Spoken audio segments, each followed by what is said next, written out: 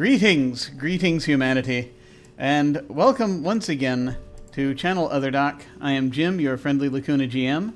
I use he, him pronouns, and this is a one-on-one side session of our Invisible Sun campaign, The Edge of Paradox. We haven't had one of these in a while, but it appears fortune has granted us with an opportunity to do it. Invisible Sun is a surreal slice-of-life game by Monte Cook Games. We are integrating the directed campaign, but most of this game happens spontaneously. I expect to be making up a lot of stuff right and left tonight. But I think this is going to be very cool. So as you can see, we have but one player this evening, and that is Wilde. Hello, sir. Hello. I guess I will be playing Shantano, an itinerant empath of the Order of Apostate who splinter into fragments. They use they, them pronouns. Excellent. And when we last saw Shantano, things got really interesting, and we're going to be picking up on that in just a moment. But like we do with other games on this channel, we're going to be using the X card, the N card, and the O card.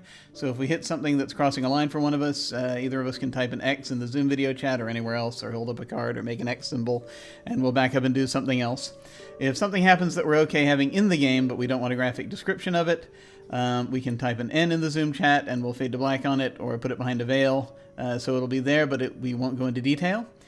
Finally, if we're exploring a topic or an area of roleplay that's particularly intense for us, but we want to keep going anyway, we can put an O in the chat to let us know we're okay and that we're all good to keep piling on the drama.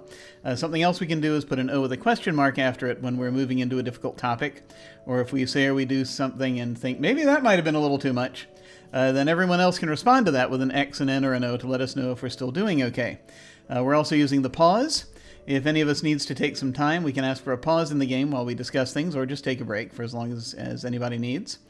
As a reminder, just a few content warnings.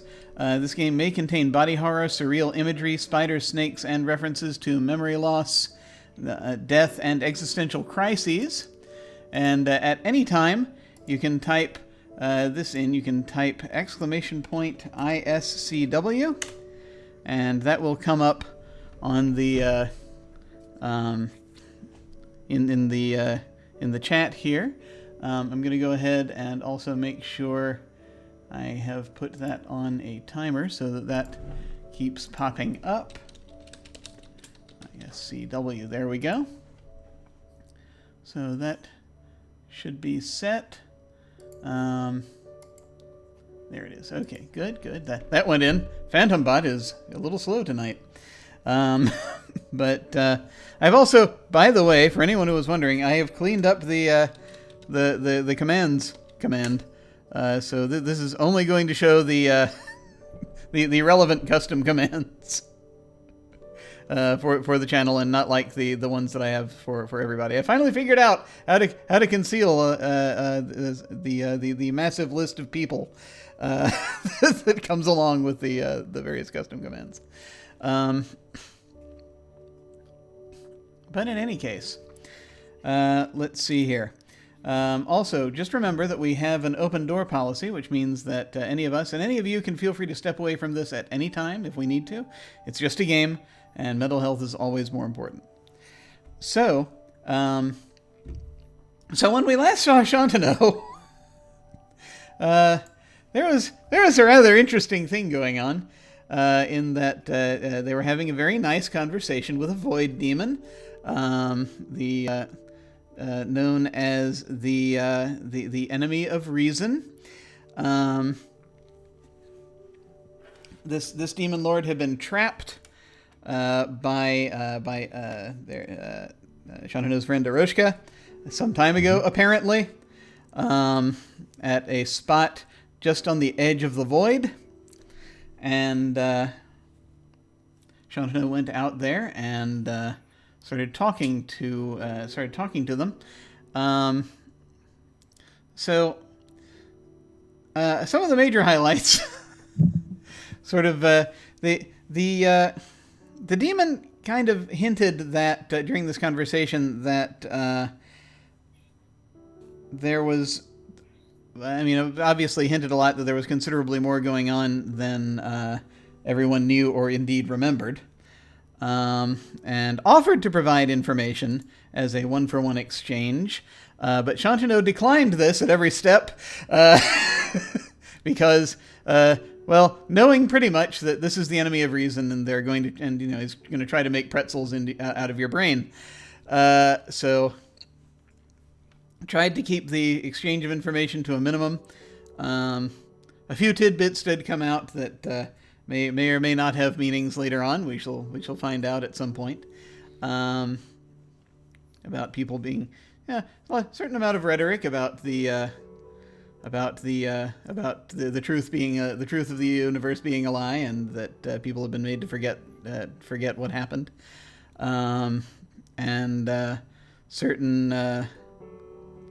certain things about someone pinning the taking a model of the soul that Chantineau had worked on, and pinning it to a model of the universe, which actually, and I will say there is precedent for that kind of thing when you sort of look at the work of Vizsla, and this is something Chantineau would know, is that there's, the Path of Suns is supposed to be both a model of the of the person, the entity, the essence, the soul, and also of the universe. But someone apparently was sort of taking Chantineau's work and doing the same thing. If the enemy of reason is speaking truthfully. In this form, the entity of reason also goes by the name of Segeldrach, which was sort of one of its many names that has been brought up.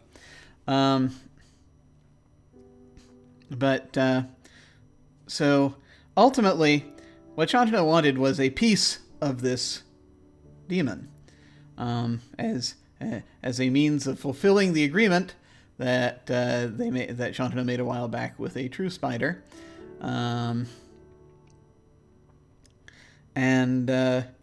so ultimately a bargain was made. They exchanged pieces of their selves. The Segeldrach agreed to exchange a piece of themselves for a piece of Chantineau to incorporate into themselves, and so long as Chantineau did not interfere with them leaving the area in which they had been, in which the Void Demon had been confined. Also, Segeldrach offered to take Chantineau wherever they wanted, within reason. Ha ha ha. And Chantineau asked to go to to get as close as possible to where the collapsing conundrum happens, or will happen, or has happened. We're not sure. And the enemy of reason said, "Well, we can get you to the sun under which it's going to start. It hasn't emerged yet." And Chantineau agreed to that, and so they exchanged pieces of themselves. Chantineau, who regularly shatters into pieces, gave a shard of themselves to Segeldrach. Segeldrach gave one of his horns to Chantineau. Horns, antennae. It's a bit of shadowy substance. The demon then incorporated that shard into themselves and was very pleased because they now had the ability as well. They suddenly realized they had used that to figure out how to break into pieces just like Chantineau and alter their form.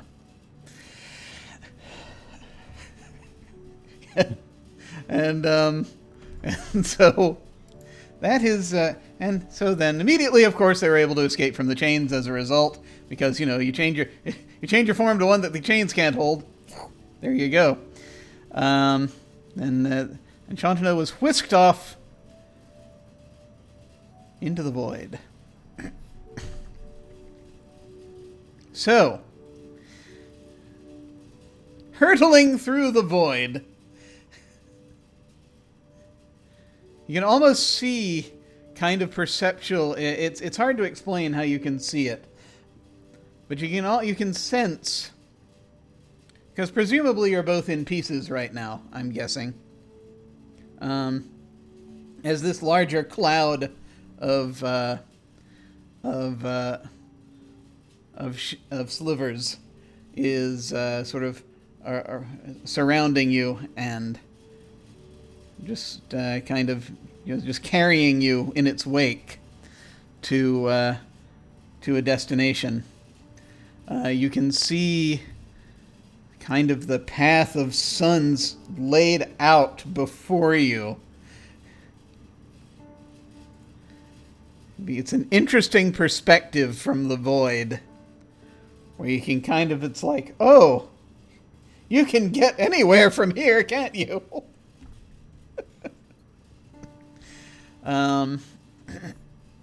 Or so it would seem.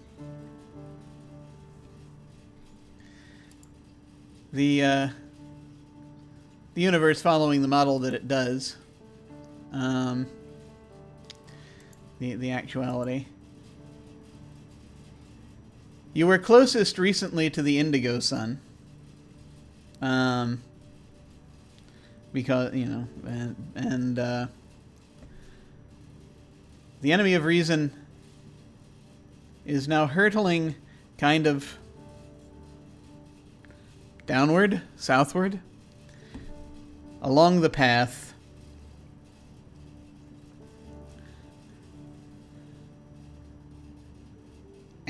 But you're always arcing downward, ever downward.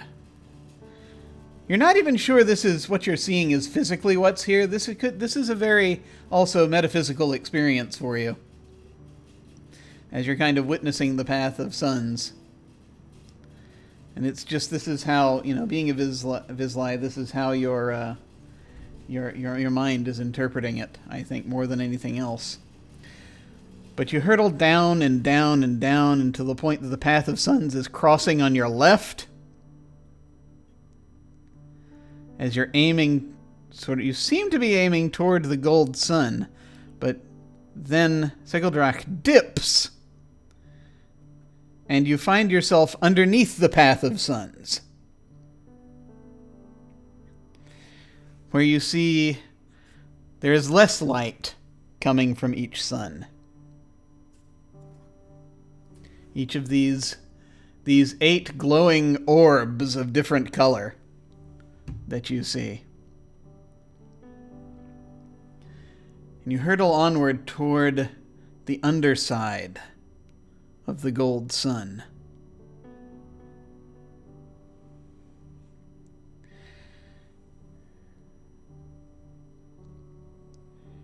And you find as you're getting closer, there is what it's like a gateway hovering, this sort of dark golden archway that is just sort of hovering in space, very close, fairly close to this sun. And that is what the enemy of reason is aiming at. Are you going to attempt to do anything while this is all going on, or are you just sitting back and enjoying the ride?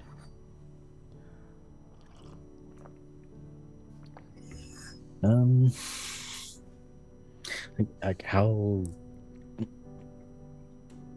I know time is relative, but like how much perceived time is passing during all of this? It is very difficult to tell. It feels like it's happening pretty quickly.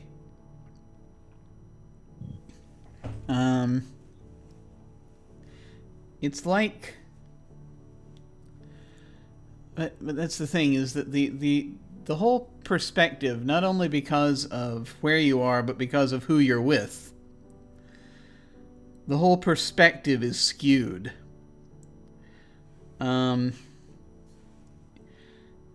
So you couldn't say exactly how long this trip has taken, because it feels like just a few seconds. But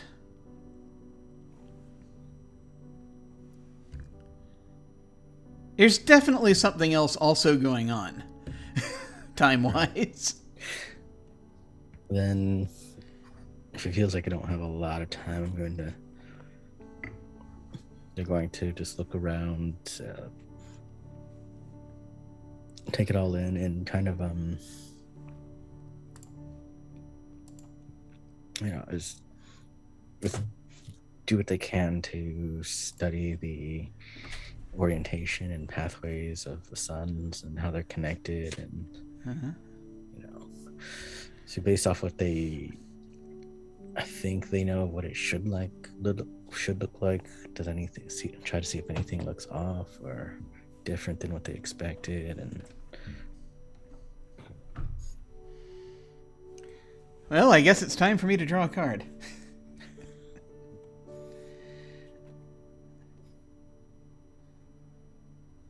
So let me go ahead and do that. Oh, okay. Interesting.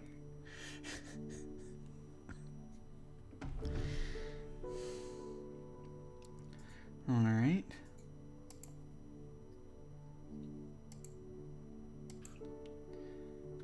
Go ahead and pull that one up here.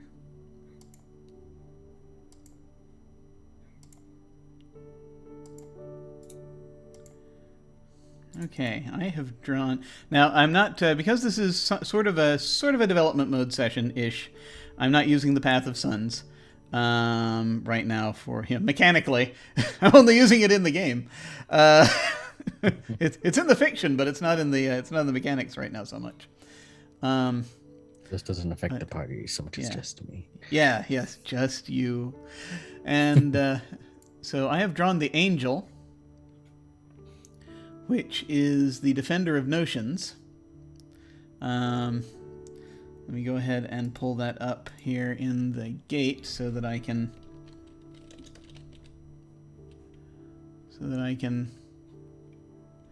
have it here.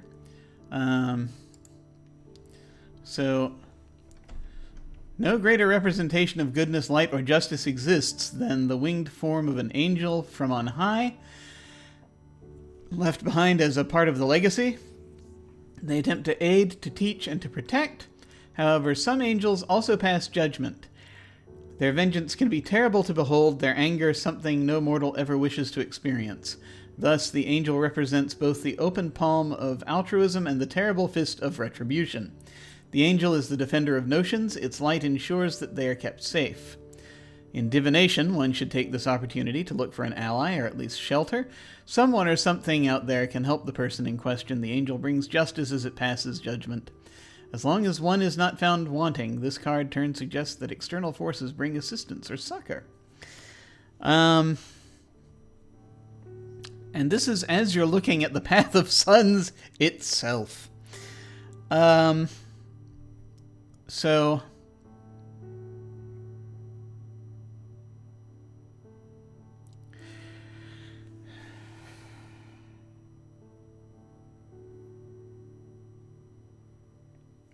I think that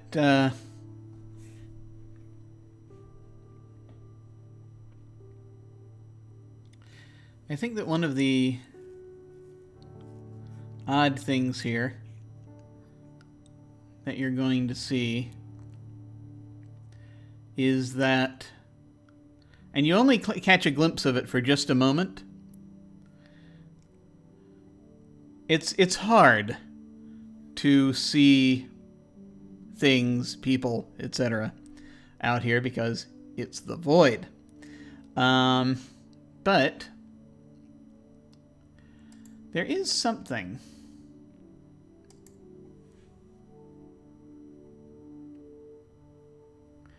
There is something that you're going to catch sight of, and this is while you're still on the day side. This is before you plunge down underneath.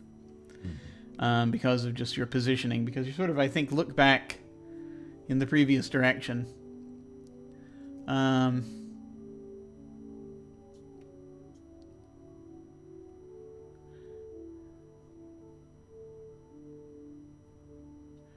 And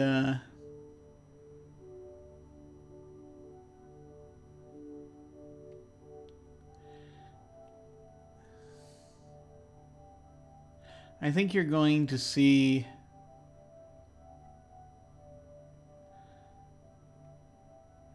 this kind of, you're going to catch a glimpse, right?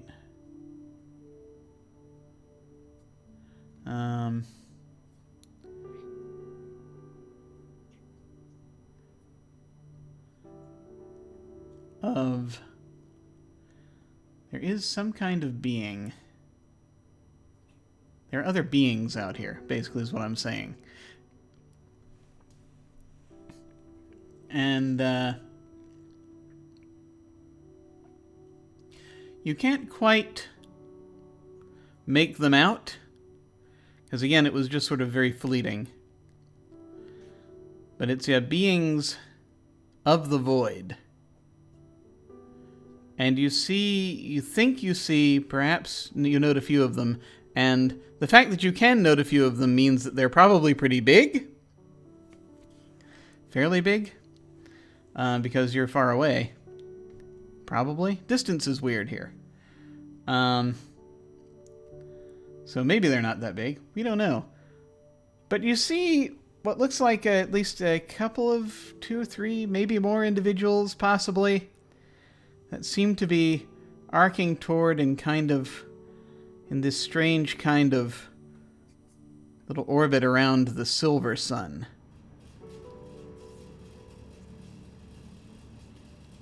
You're not quite sure what you're seeing. But it is movement, some life.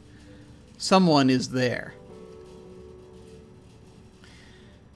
But before you can make out any further details, again, you plunge down underneath the path of suns, and you're aimed for this archway,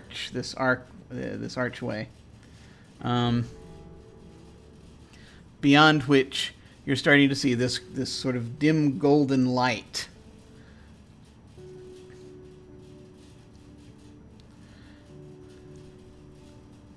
And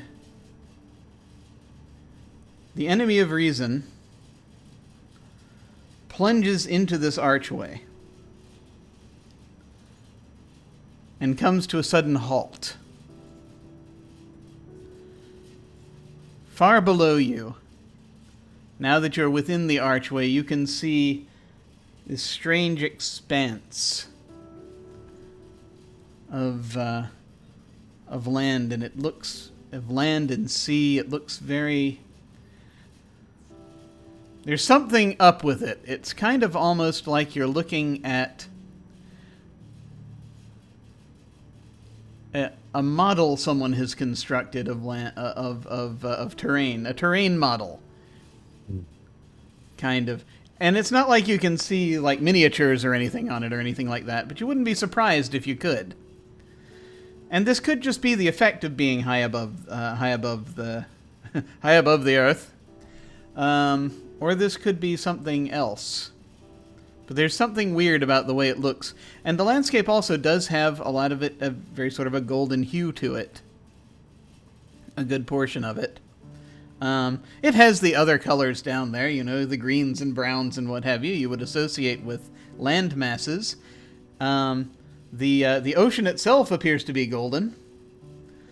You've been on the day side of the gold before, so this looks somewhat consistent with that, but of course this is darker. A little bit. More cloudy. That is another thing. You see there you're only catching these through these clouds that keep passing overhead, or underneath you, overhead over the land. And this place where the enemy of reason has stopped, it's like a very wide tunnel, beyond which are perhaps stars. And there is someone else here with you.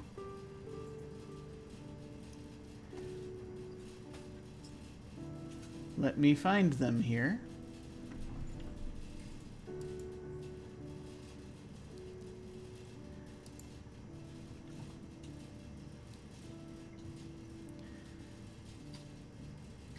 For it is... This is perhaps...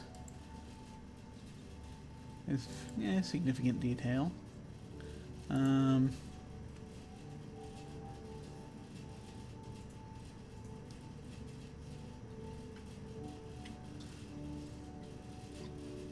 Let me see. Yes, there we go.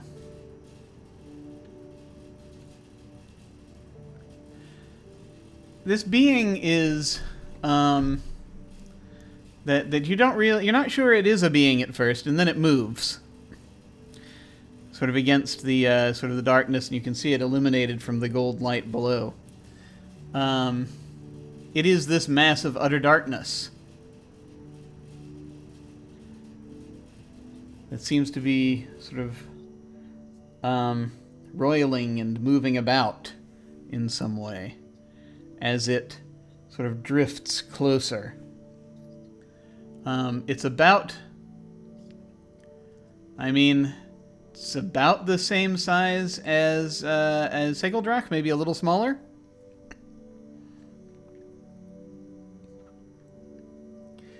And looking over, that you can now see, you're kind of now... The enemy of reason now sort of turns, changes the direction it's whirling in, and you find yourself sort of flowing out of them. And they've now assumed, by the way, a slightly different form that they're now in. They sort of start coming back together somewhat, and you can tell it's the same person, the same demon, right? But its look has changed a little bit. And it is constantly shifting and changing a bit now, in the same way that you do, perhaps with a bit more vehemence than you typically do. And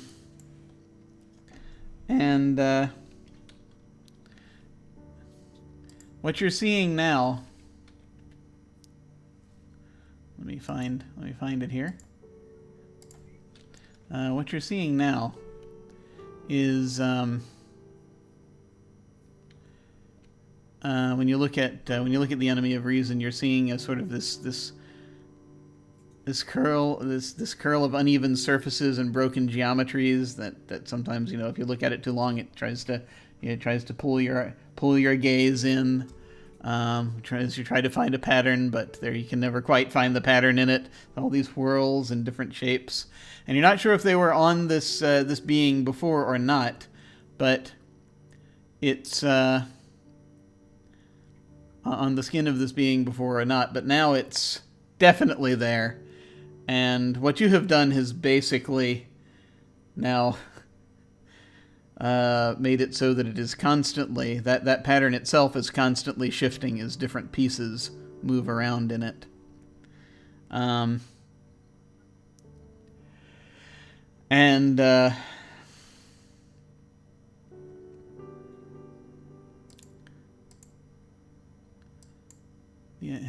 Segeldrak speaks. And well,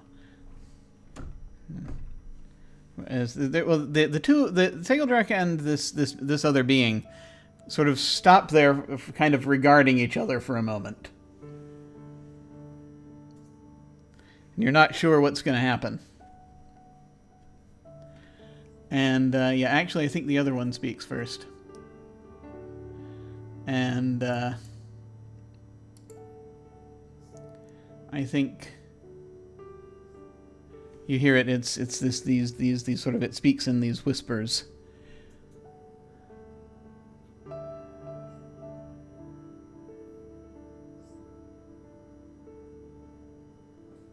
Is it time now, so soon?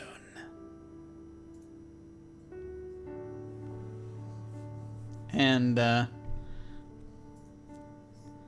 this, the enemy of reason responds, No, not yet. You can still maintain your charge. I know I am not to go any further. But I made a promise to deliver this one to this place. This son. I trust you have no issue with letting them through.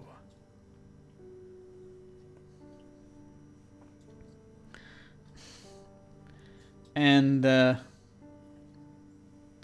this being sort of drifting, and you can tell every time it speaks, every time it whispers, its mass changes somewhat as it does. Why do you come here? And you think it's addressing you.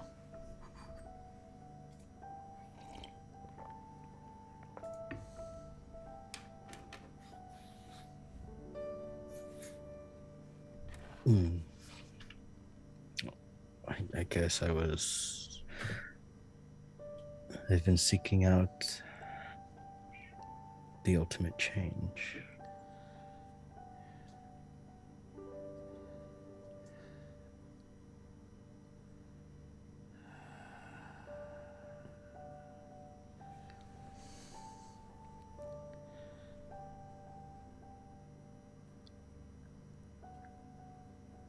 So that you may... Oh, do go on. Let's ask who exactly are you? I am Corazon, the guardian of this place, the night side of the gold. I am the warden against the dark. I am that which oversees all final transitions from one state to another. So know that when I ask you a question, I ask it with purpose.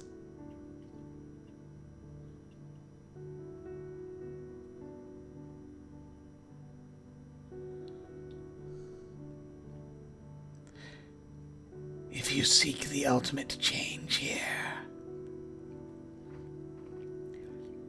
do you seek to control it?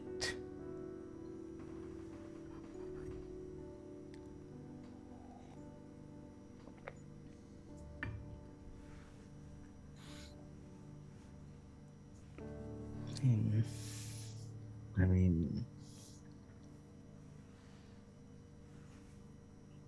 in the end, change isn't something you can control, just something that happens.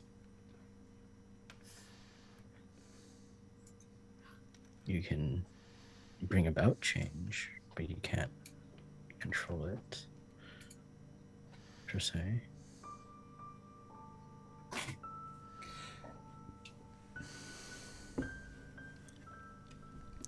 How will you make use of the ultimate change if you find it?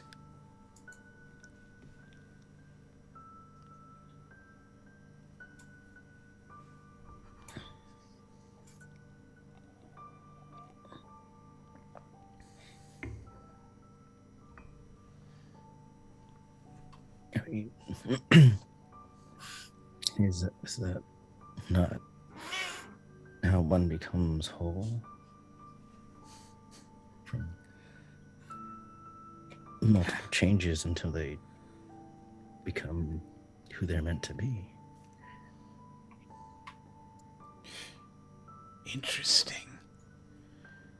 Interesting response.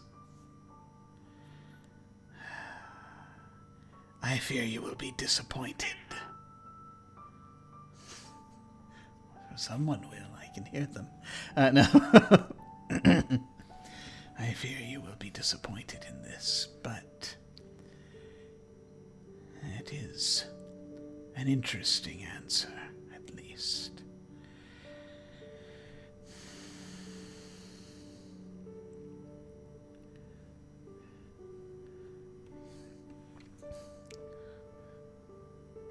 And Corazon will sort of hover back up a little bit toward the enemy of reason.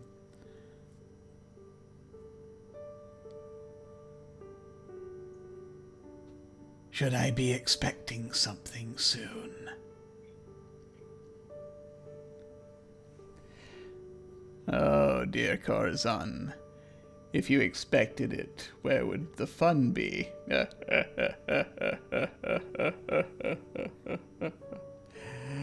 And with that, the enemy of reason just pulls back and flings itself back out into the void.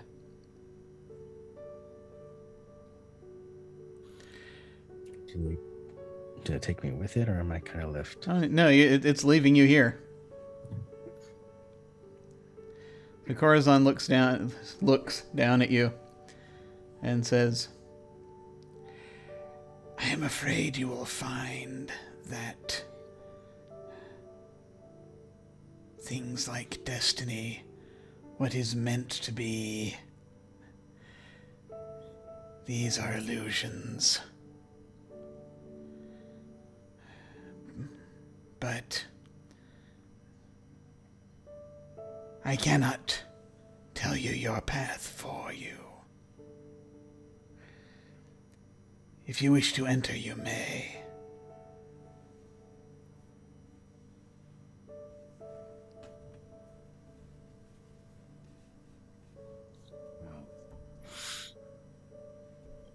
Considering you are the warden, I assume it's not an issue for me to enter, then? No, not at all.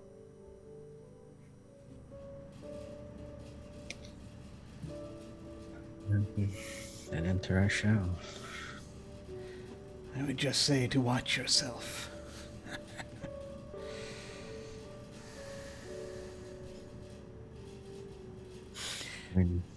Oh, I suppose you are capable of independent flight.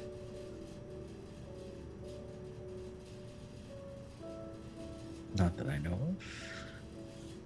Ah, that may present a slight problem then.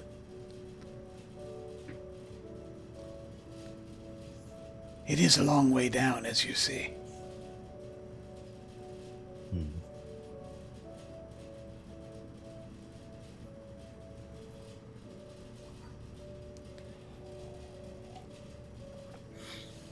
Well,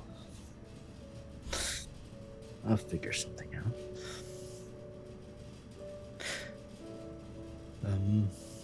But I guess before I go,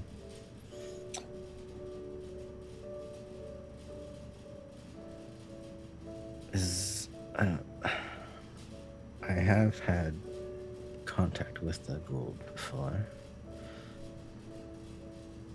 Is there anything they should know?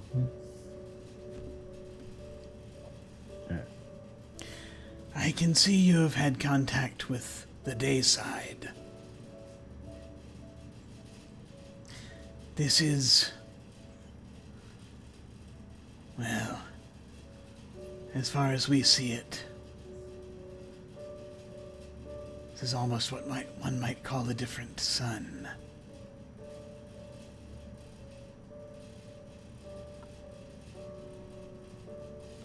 It is and it is not. In this place, there are many who focus on control through change.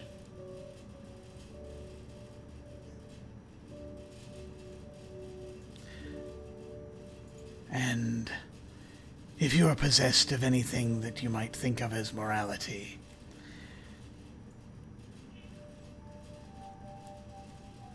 if you value it, you will want to hold on to it tightly, for in this place it may abandon you.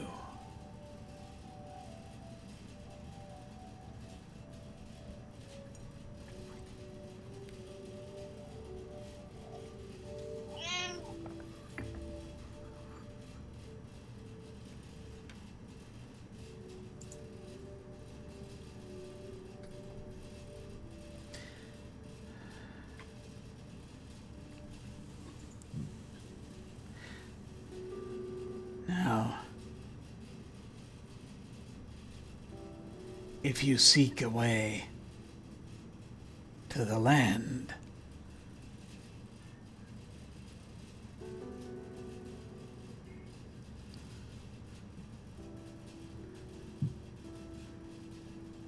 I'm sure you can determine that for yourself. But if you require assistance, then we shall see. Right. Well, I guess nothing ventured, nothing gained.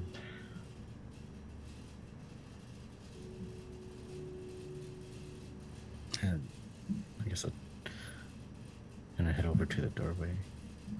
Yeah, so you've the tunnel will end. You can kind of, again, you can see through sort of the end of it. You've been looking down, and you can see this that you can feel the wind whipping across. As you can see, as you sort of are entering the atmosphere, you can see the clouds beneath you. You can see the land far beneath you. You see a gold sun on the horizon. In the sky, there's land below you. There is ocean. What would you like to do?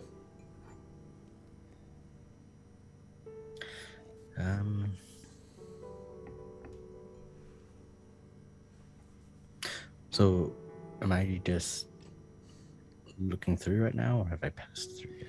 Yeah, I mean, you can kind of do this thing where you sort of lean out and you're in the atmosphere, and you can lean back, and then it's a little more compressed. Mm-hmm. You're on the edge. Right.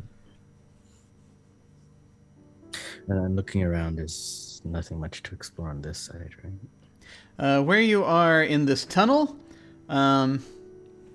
it's so, yeah, looking around, this is a very kind of a perceptual space almost, if you think about it.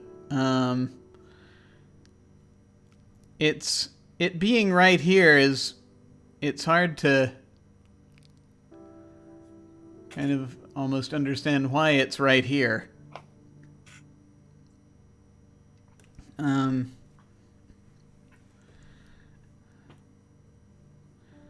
Perhaps this is the entrance. Like this entrance is just like from the void or something. It's hard to say. It's similar in some ways, structure-wise, to that tunnel that you passed through that goes from one of those outer islands on the gold. When you came through the first time and that little orb took your picture. Mm-hmm. It's similar in structure to that, but this is just sort of hovering in space for some reason.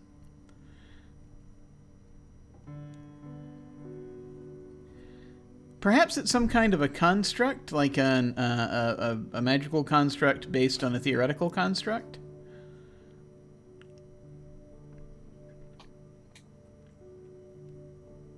Right.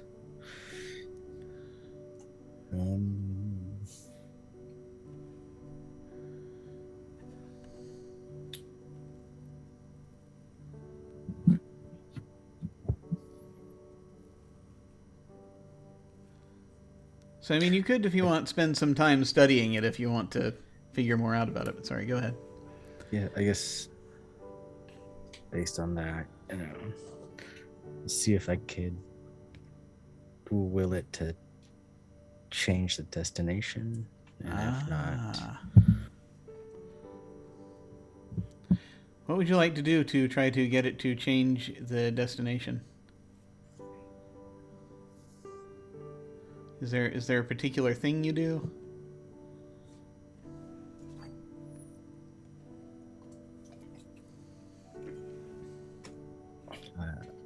I think at most I could probably do is just think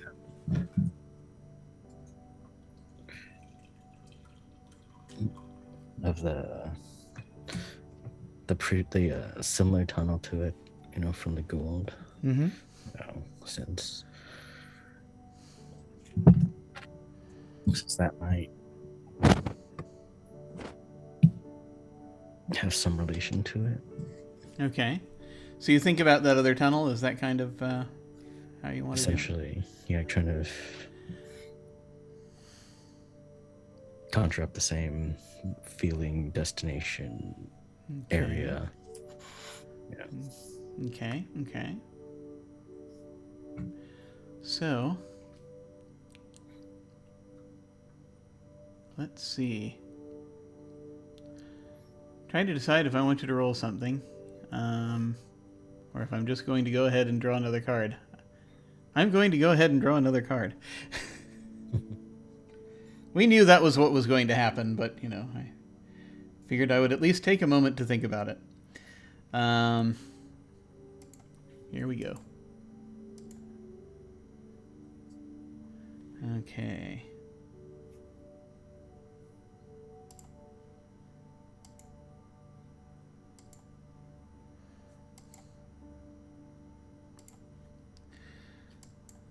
So I have drawn the Mysterious Rune. This is card number 8.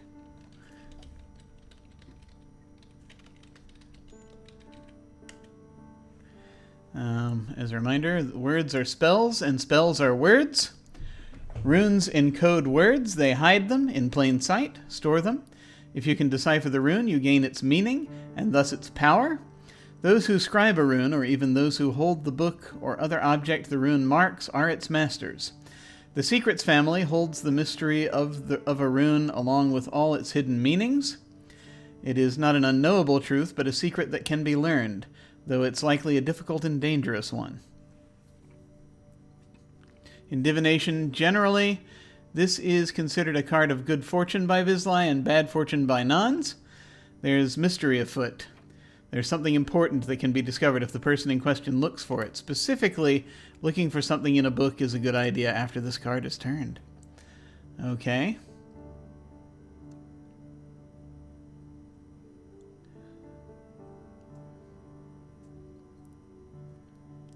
All right. So, that being the case,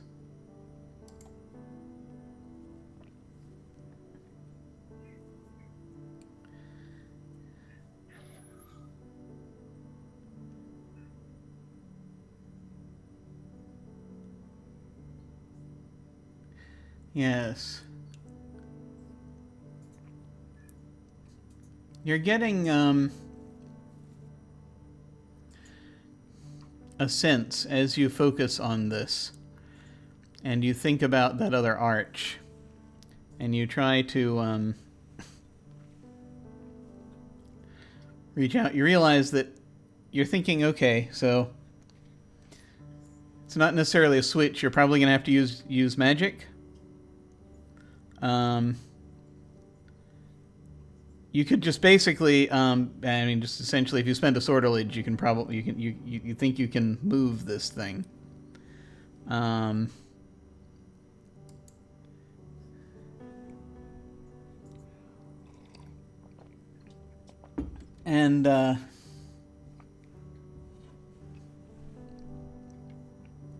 you look across the landscape,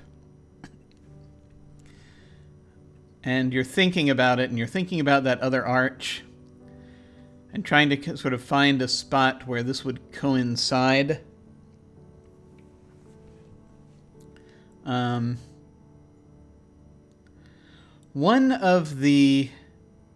remember one of the passages from The Mystery of the Collapsing Conundrum.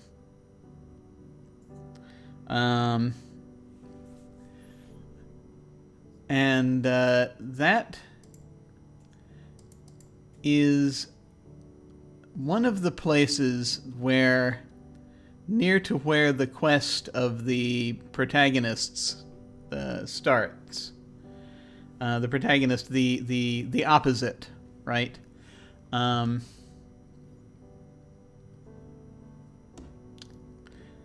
I'm trying to decide if the opposite is the protagonist, or if someone else is the protagonist of the Mystery of the Collapsing Conundrum, because we didn't specify. but the opposite is a character in the in that epic. No,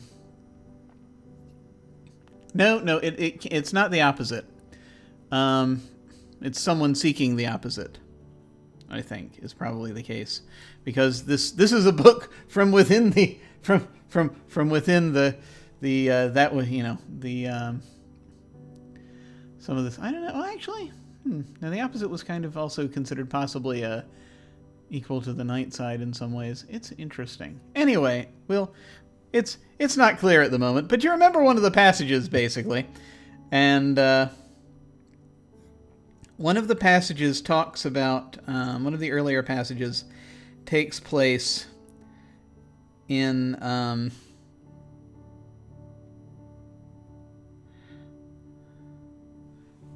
the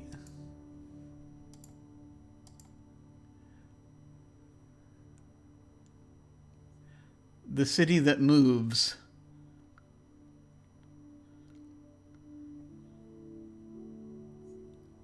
Upon at the whim of the creature. And as you look down and you're thinking and you're studying the landscape and you're thinking about that archway and you're trying to find somewhere on that landscape where you would like deposit an archway like this one, or where one might be, and you are reaching out with your magic to affect this archway so that the opening changes.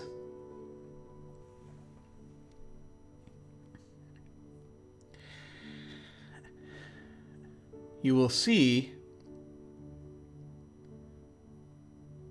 out on the landscape as you're put it together almost like a puzzle, where you spot the gaps in the clouds, and this takes a little time. You're not sure how much time, but this takes a little time as you're sitting there and you're concentrating, and you spot what from above looks like, actually you think you see a city that seems to be inching toward the coast.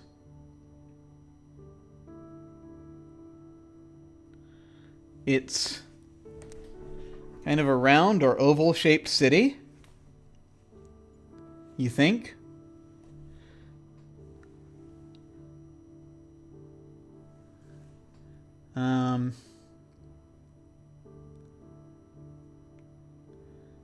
As far as you can tell, it's you see, like, it's got towers. As far as you can't really make out a lot of detail from up here, but you think it does. Sort of stands out dark against the rest of the landscape. And yeah, you can see you see where it's headed. It's headed toward the coast, and you see along the coast, you look, and you see another little islet, you think, that looks a lot like the one that you entered the gold on the day side from.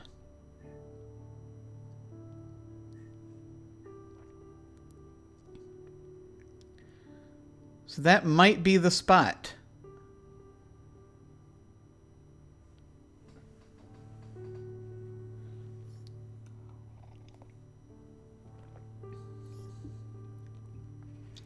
You do feel some kind of a pull, as though you might be able to actually do this.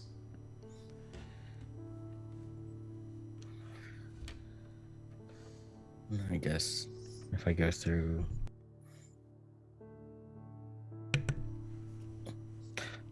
kind of see if I could position my fall in that direction towards the maybe not at the islet, but definitely into the water if possible. So you're on the brink of moving the entrance here, and you're just going to jump out? Is that what you're going to do instead? I mean, if I can will it, if I can just step out onto land, I can try that. But otherwise, that's my next goal. Okay, gotcha. All right. So you're moving this. You think you find a spot, And you think for a second, and then the scene in front of you changes. And part of me likes the idea of this image of you tumbling toward the the earth, but at the same time, I shall not be that that cruel yet. Not right now, anyway. But you step through, and there's a little bit of a sort of a pop as the environment changes around you. You can hear the atmosphere comes in again, and you find yourself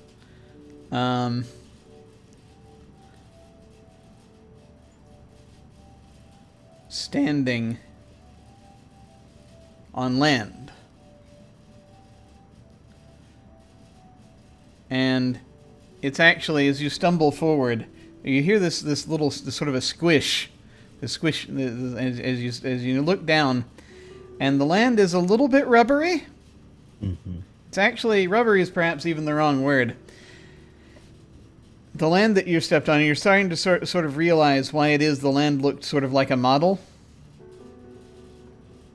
It's because you've got this islet and you have this beach, and that leads up to these actually to these cliffs that go around. The ocean is raging behind you, the gold ocean, and this beach, it's like the sand sort of almost sifts away a little under your feet. Things are in motion here. The weather is very chaotic, but the land looks like it's made of this dense meringue-like material.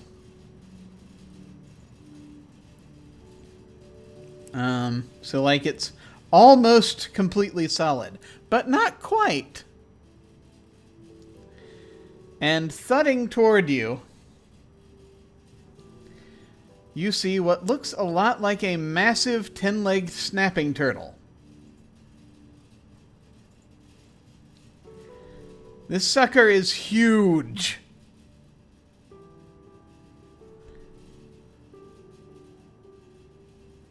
Like it's attacking me, or?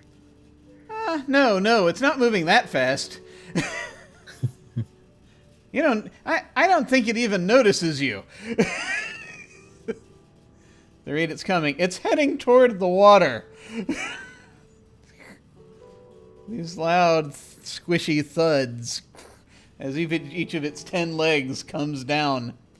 And you can feel it every time that happens. This thing is the size of...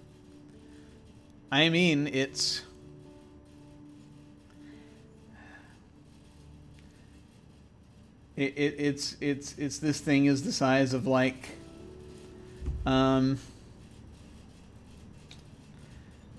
let's say Austin, Texas, roughly. Right, the size of it. Okay. It's very big.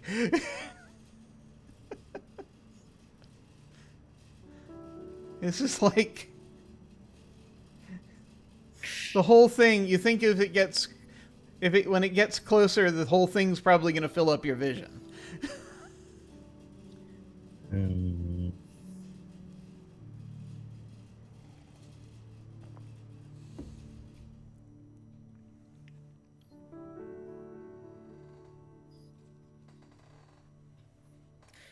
Then I guess we'll walk towards it and so, because this is the moving city, right? The turtle. Well, you didn't see it from down here, but this is that turtle is, you think, right where that city was that you saw. So probably. I guess I'll head towards the turtle and see if I can find a way to climb up it, I guess. Okay. All right.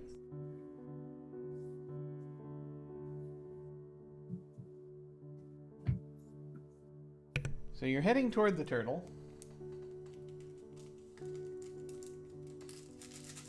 I'm actually going to go ahead and draw another card because I can.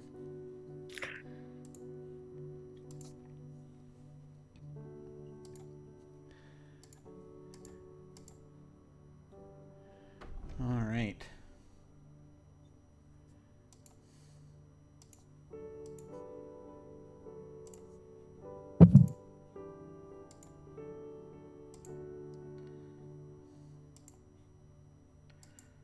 So we have now, this is card number 3. This is the Compelling Voice. It's an Invisible Sun card. It's Secrets. The 2 of Secrets. The right voice can command an army, it says. Let me actually pull it up in the gate here so that I can actually read the text.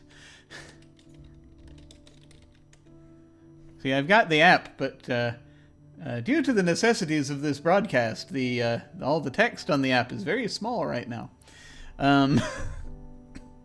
The Compelling Voice. The right voice can command an army. In word or song, the compelling voice bids us to do something we might not do otherwise. It moves us, frightens us, appeals to our sense of reason. Those who master such a technique have a weapon in their arsenal equal to any other. Because the Secrets family is related to books, however, it's worth considering that the voice in question might actually come in the form of a written message. The speaker might be an author instead. Mostly, however, compelling voice is considered to be the outsider of the Secrets family. In divination, the domination or persuasion inherent in compelling voice can be used both by and against the person in question. It can be a warning to beware honeyed words, or that someone you trust or interact with is actually being controlled by someone else. Alternatively, it can mean that you must use some persuasion to get what you want or need. So,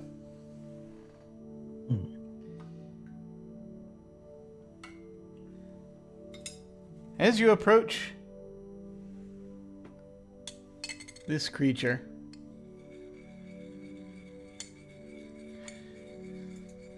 you're going to see that as you get closer, that there are markings that looks like they've been maybe painted or it looks like they've either been painted on it or otherwise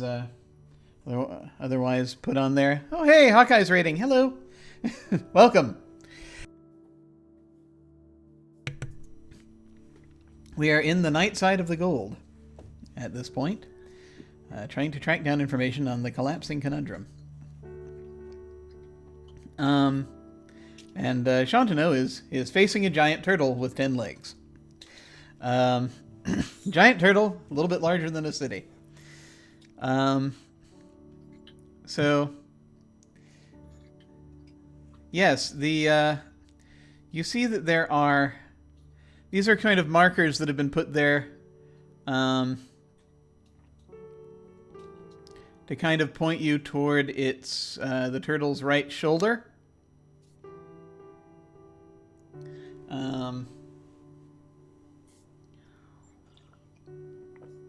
See little arrows.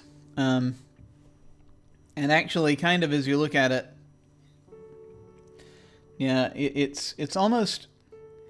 It's in a slightly archaic form of the truth of the language, but it's very much a slightly older form, but yeah, it's very almost looks like, say, a billboard ad, essentially, to kind of indicate where entrance. So basically, sort of once again aiming you in the direction of the right shoulder.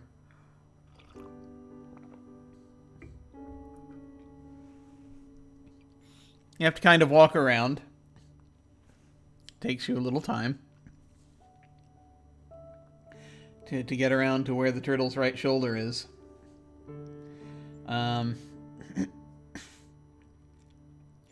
this point, as you are coming around, you can kind of just barely see There are like these big sort of spires and minarets in black and gold on its back.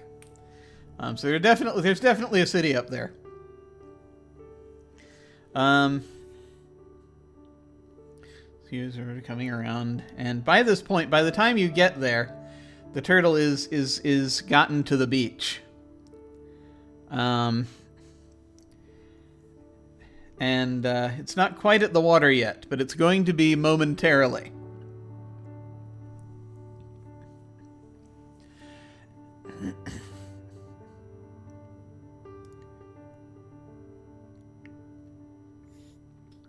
And the markings said there was an entrance. Yeah. So you're kind of looking and you're peering around, and you see that up, you don't see anything down here, but you look up and you see just sort of where the rim of the shell is.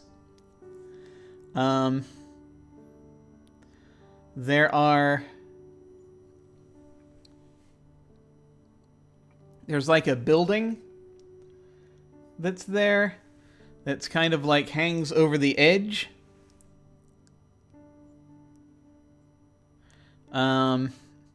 And you see that it's got this little sort of flag waving back and forth with a some kind of symbol on it. That's kind of like a sort of a symbol of vertical movement. You seem to remember, sort of not quite an arcane symbol, but it's an archaic symbol. And there are people up there, you think.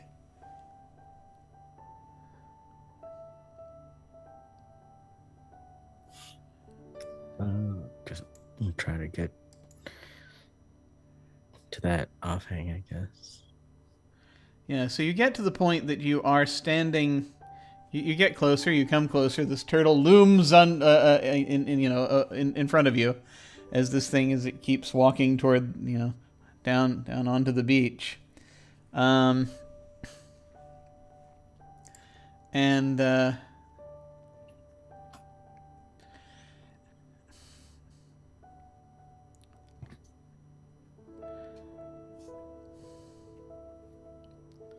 you see that again there are. You see what looks like there's like some kind of a winch mechanism that they have up there.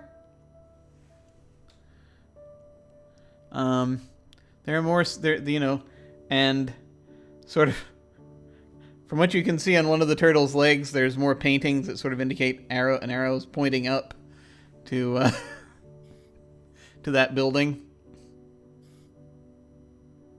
I could call up, see if I can grab anyone's attention.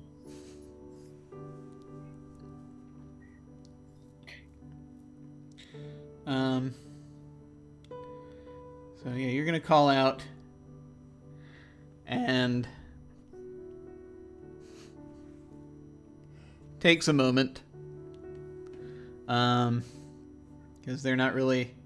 I don't know how much business they're expecting right now, but they're going to kind of.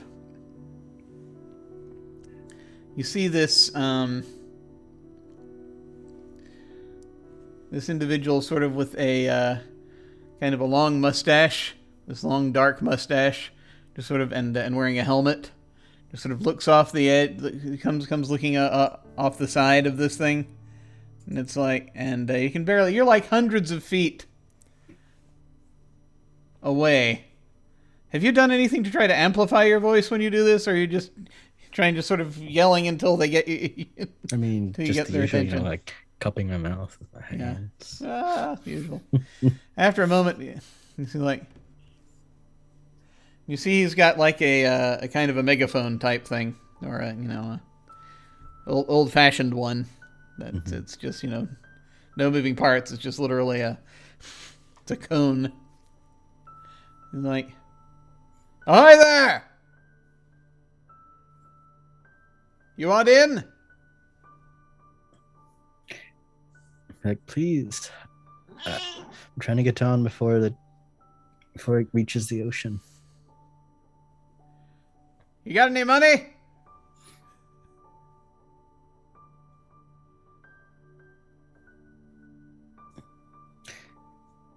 Yes. pretty sure I do. Oh yeah, you've got some anyway. I know you've got at least some.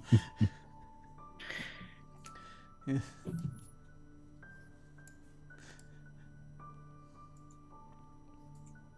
And let's see. You got any good words?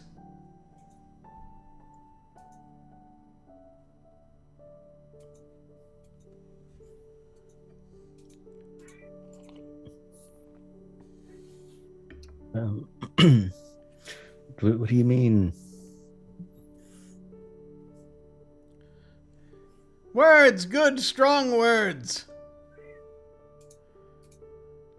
Solid words.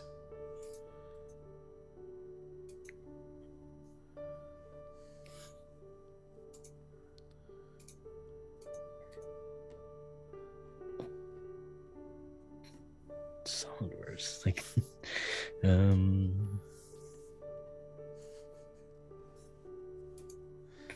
she's like, I can always find them. Well, we need at least one.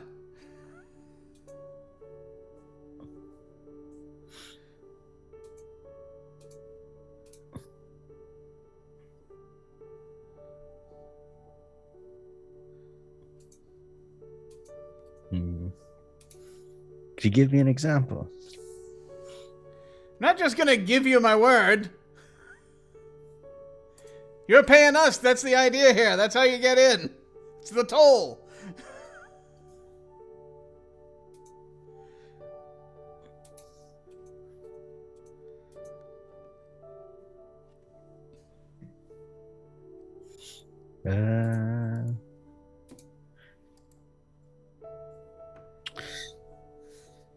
Could I know I lean on it a lot, but it's useful. Can I see if I can just get him to keep talking with one old acquaintance? Oh.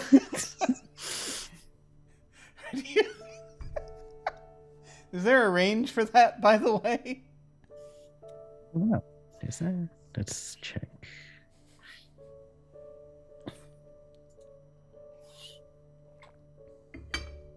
I mean, Shantano doesn't really deal with words so much as that's true. Go into books so that they speak to him, and yeah, that's fair. You bypass the words so that you just get right emotions. at the concepts. This is the worst possible person to have asked this. Oh. Let's see.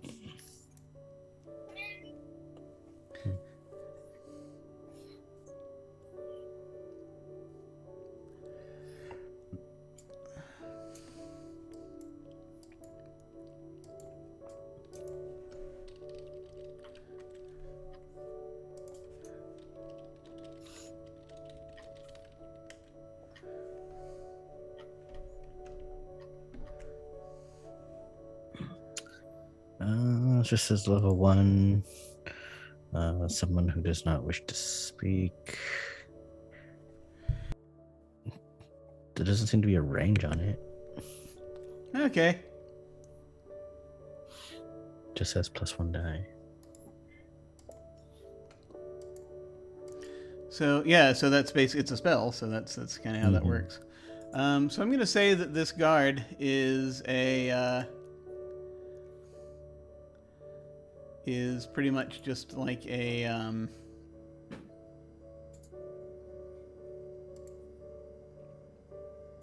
just like a level 3.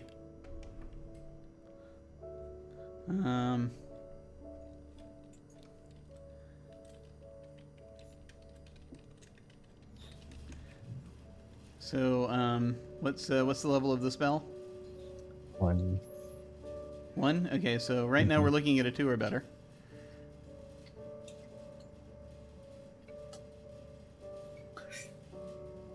Okay. Does searching help? Not for this. No, you're just trying to extort words out of him at this point. That's right. So it's just a straight roll then. Unless you've got something else that you wanna throw in. And the only other thing that I think would help with this, either magical lore or understanding people's motives. Yeah. Once again, since you're not trying to come up with the words yourself, then although I guess the objective is to try to find a word that would be acceptable in this case.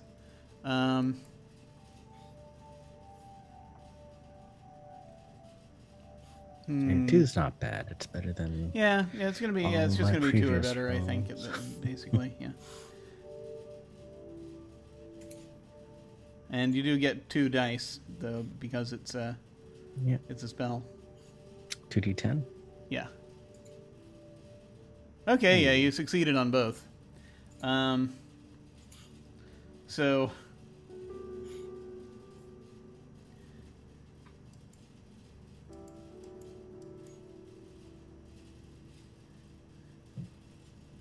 he says, so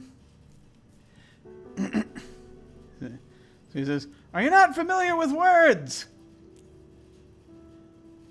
You just need a good one, a good solid one. Something multisyllabic. Multisyllabic's a good one, but I've already got that one. Something that's something with force to it, maybe. Something you could bite into, tear your teeth into. Like, say, conundrum? Oh, that's a good one. Yeah, no, that'll do." And we've got a conundrum. Oh, that's here. There's apparently he's talking to somebody, but they start lowering the winch down.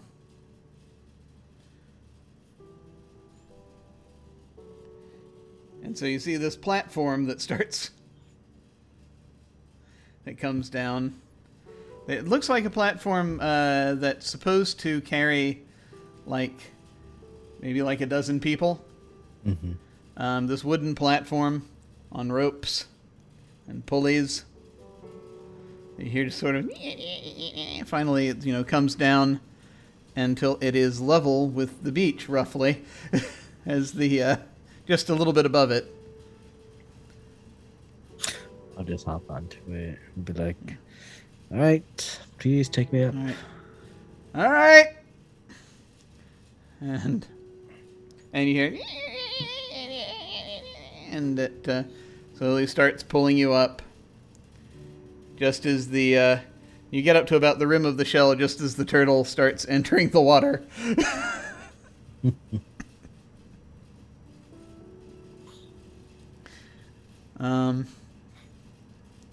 And finally, you get up to the, it takes you a moment. You can see the landscape all around you as, getting smaller and smaller again as you get higher and higher. But then again, also, perhaps not, it's kind of at a tilt because the turtle is slowly entering the water as this is happening. And,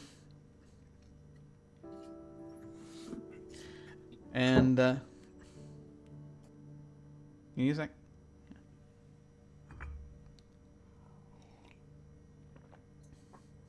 Cat stuff.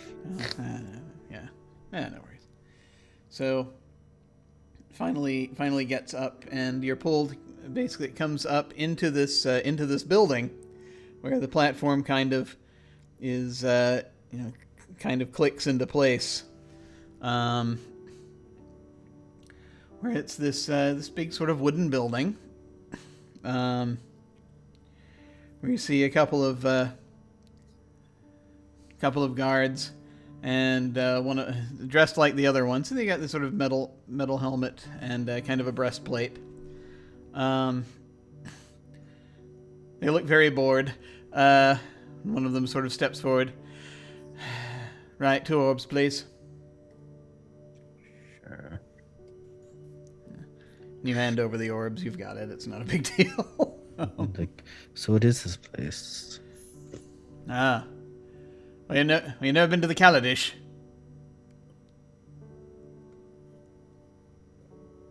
No. I mean, It The looks. Cadallish. I'm sorry, I said the wrong word. The Cadallish. You've never been to the Cadallish? I have not. Ah. It looks similar to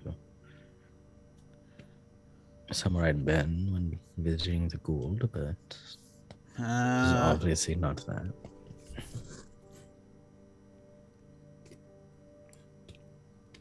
Well, you're gonna want to watch yourself here. Folks around these parts maybe aren't quite as polite as you might be used to.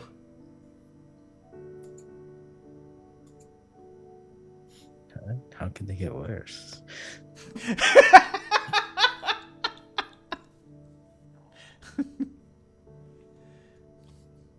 He shrugs.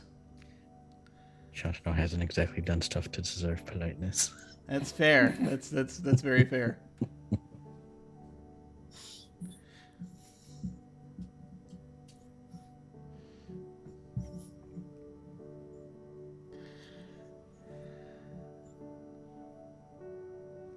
All right. So I guess I'll just take a tour of the city. You know, I'll check out the restaurants first of all. Yes, that's vitally important. That is true. It's the most important part. That's fair. That's very fair. Okay. So I'll tell you what. I'm actually going to need just a moment. So I'm gonna, if you don't mind terribly, I'm gonna take us to break for just about a minute or two. And then when we'll come back and we'll jump on that. Is it? We good with that? Yeah. How will we take 5? All right, cool. Yeah, we'll take 5. All right, we'll be back in just a little bit. See you shortly.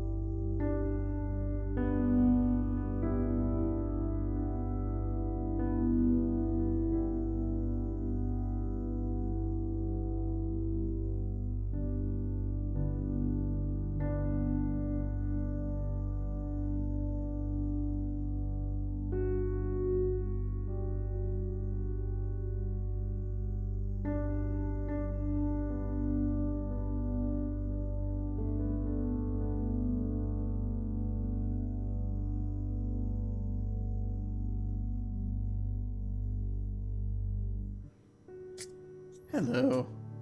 We're back. So Chandano has just entered the Cadallish, a city on the back of a giant turtle-like creature, 10-legged. It's not unlike a 10-legged snapping turtle. It's about okay. You know what? They gave me dimensions. They gave me dimensions in the book, and I made it bigger than it actually is. It's about a mile long. It's pretty big. Maybe it's not quite the size of Austin. More of a town. More of a town, yeah. But could easily look like it's that size from that close up.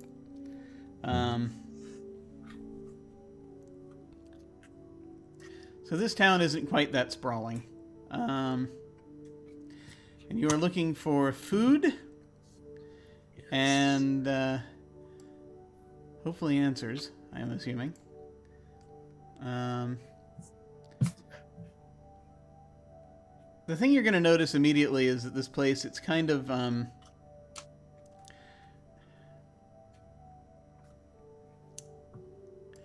yeah, a lot of the streets are dirty.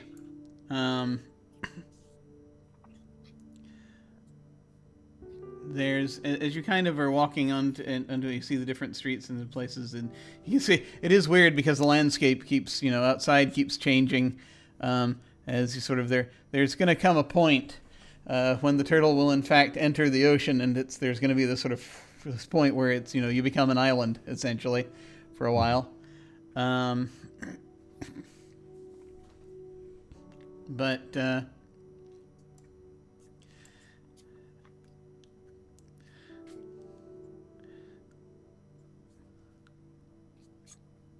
you see a lot of the people just sort of are sort of keeping to themselves.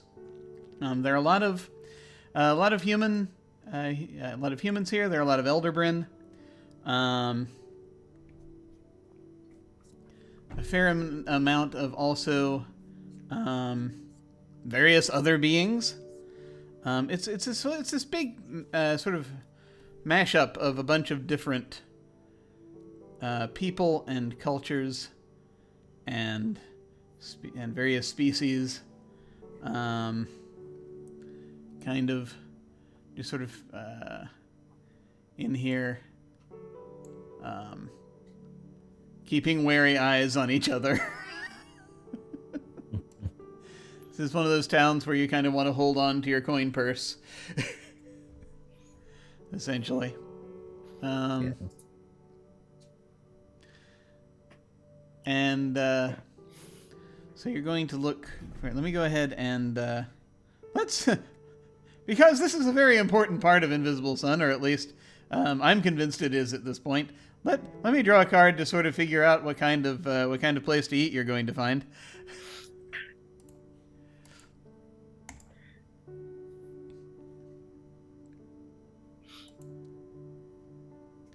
Let's see.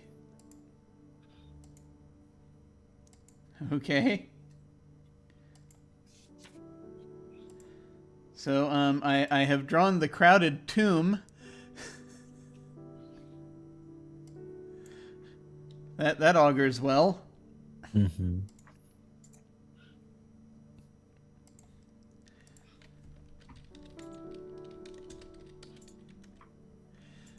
The tomb lies at the end of all stories, the reward for the greatest monarch and the lowliest beggar. Of course, the tomb is crowded. It grows more crowded each day. Mourners crowd around the tomb, but it is even more crowded within. So many deaths, so many endings. Crowded Tomb is the location card of the Secrets family, and thus represents a permanence or is related to a physical place. This means that the finality that it represents probably occurs in a specific and significant location. In divination, the Crowded Tomb is an ending, not necessarily a sudden ending, an ending that you know full well is coming, whether you acknowledge it or not. It might just mean that a task is finished. It doesn't always need to be sad, everything needs to end sometime, but there is an air of despair to this card. Not outright misery, perhaps, but a lingering sadness. A mourning. Okay. So... That's what the food's gonna be like? Are you looking for... Are you looking for something upscale, or are you looking for just anywhere that they're serving food? I guess anywhere they have. Well, I guess upscale. I guess whatever would seem like there, whatever would have the brunchiest fare. That's an excellent question. Yeah, so like the you're on the outskirts of town right now, and so the outskirts are where you're going to find the lower end places, and the interior is where you're going to find the higher end places. So are you moving toward the interior, just in the hopes of brunch, or are you looking at the outer areas first?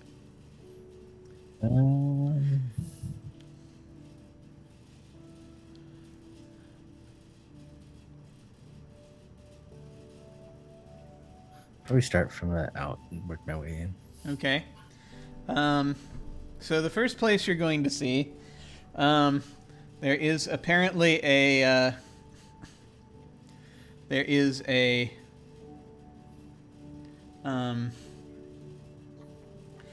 restaurant called The Edge. It is called that because it is located on the edge of the Cadallish. It's or it could be Cadallish. Cadallish. I'm going to say Cadallish. It's located on the edge of the turtle. It's basically has this big balcony that this big wooden balcony that looks out over the edge of the city, over the edge of the turtle. And you see that it has all these inside. You just sort of glance inside. There's a bar. It has so it's a lot of sort of very wooden. This is a mostly wooden building. There's a lot of there's a lot of sort of wooden tables, swinging lamps on the inside portion, and then the back half of the place is just literally open air. So it's like you. This is not a place to eat when it is raining. And right now you've got a fairly decent view of the ocean from here, actually. As it sort of is settling down, as the turtle is settling down and kind of just sort of swimming, you can see the this expanse of gold ocean stretching out in front of you, past the edge of the platform. And there is the thing that's kind of important to note. Oh dear. Should I do this? Sure, why not? The thing that's kind of important to note is that for the most part there does not appear to be a railing. It's just literally you can just go and leap off if you want. I don't recommend it. It's not that. Yeah. And right now it would be less lethal than it usually would be. But at the same time, it's, swimming, moving. The beast is moving a little faster because, you're in the water. It's got 10 legs. So you have folks here. They're clad in just sort of fairly what must have once been colorful garb, but it's very still kind of somewhat very dirty and run down somewhat. And they have it looks like they serve the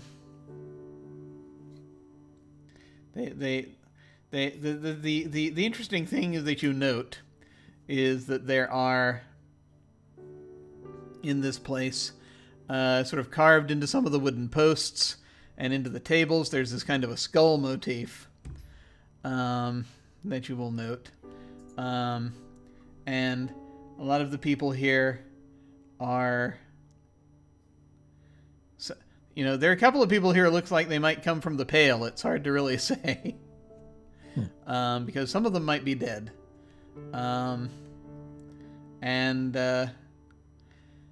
It's got not exactly, I wouldn't call it it's got a fairly raucous atmosphere. It's not a somber atmosphere here. But there is kind of a this place looks like it might be slightly dangerous, is what I'm saying. But it does look like they have food.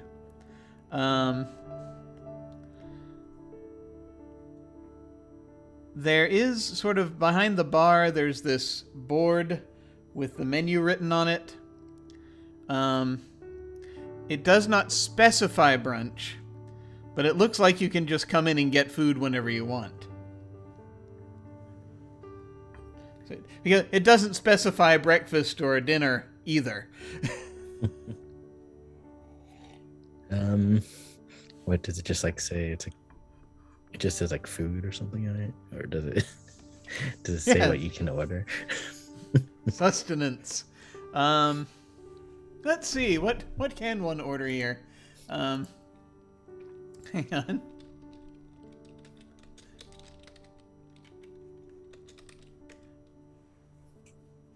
Let's see.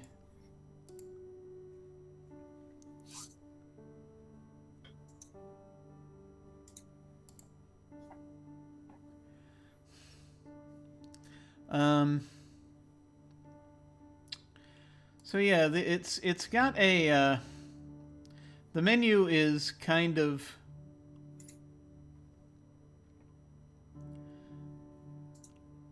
there is sort of a mantra that is written above the menu, and the mantra is "What does not kill you makes you stronger," which is always encouraging to see written at the top of a menu. But they have what looks like the menu is split into different types of it looks like different kinds of locations, and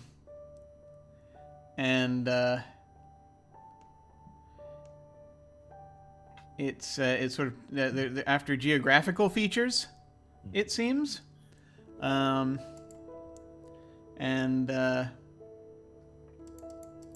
so it looks like you have. Let me come up with a menu real quick.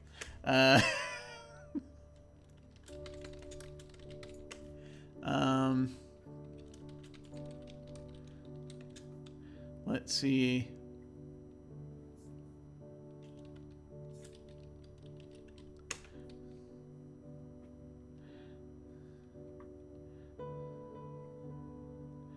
Let's see.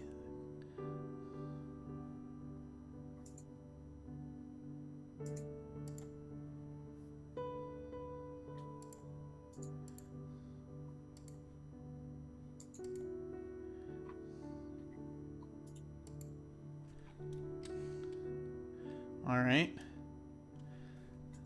I'm now just really. I have to check the thesaurus real quick for something, as one does from time to time.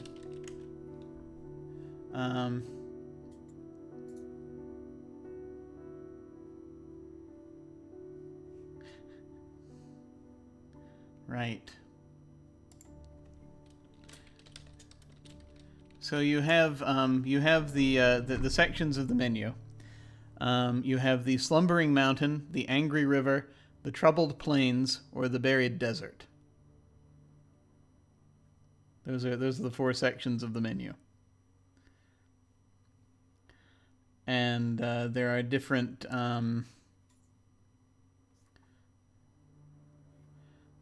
things under those that where it just sort of very vaguely talks about.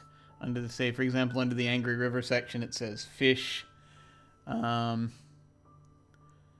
And under the troubled plains, it says it has like a couple of mammals listed, sort of cow, pig. It on the Slumbering Mountain, it lists other things like it says goat, it says bird, and then under the Buried Desert, it has a couple of different types of. It says lizard, turtle. It has a few different reptiles listed, basically. Right. And there is also bread, apparently. Okay. There are also salads. They do have salads. There's a drink menu. If you Probably order something from the Slumbering Mountain. You want to order something from the Slumbering Mountain? Yeah. Okay. Do you want a... So you've got the walking and the flying sections of the Slumbering Mountain. Do you want something from the walking section or the flying section? Or Yes. You do notice that the flying section does have Agony Eagle on it. But which you've at least witnessed someone eating before. But yeah, there are a lot of there are a few just different types of like birds, different types of in the flying section, in the walking section. Again, you've got like goats, and you've got I think various types of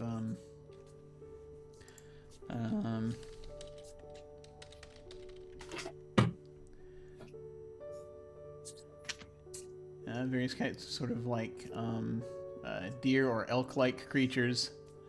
So it just sort of depends on what you want.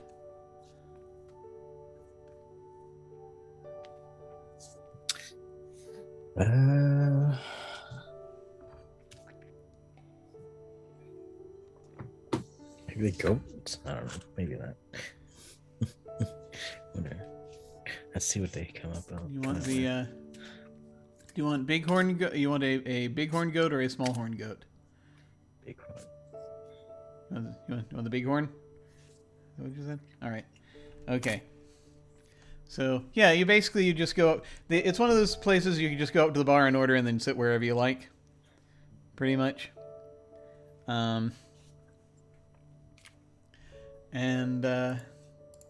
So you go up, you place your order. It's not that tricky. There's a very tired waitress behind the bar. It's like, okay, yeah.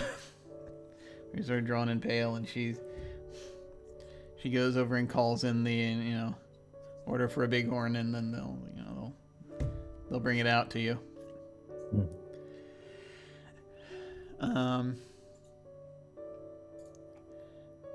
So I am curious if so you're going to hang out here for a bit. Is there anything in particular you're looking for, or hoping for, or waiting for while you are here, that we should look toward? You going to hang out for a while, basically, and watch the people, that kind of thing, or what are we talking about? Yeah, I guess see what they're talking about. See what he says. It's pretty loud in here, right, y'all? This seems actually a pretty active restaurant. Yeah. So just keep an eye out for what's going on. What activities they're talking about, if any, or if it just seems to be kind of weird circular talk. Yeah, cool. So yeah, no, this is a decent place to keep an ear out for the word on the street and what have you. I presume you're trying to find things that'll move you closer to the collapsing conundrum, things of that kind of interest. Yeah, if that's even something in discussion. Yes, Kitty, I agree. Okay, that being the case, I'm going to go ahead and draw another card.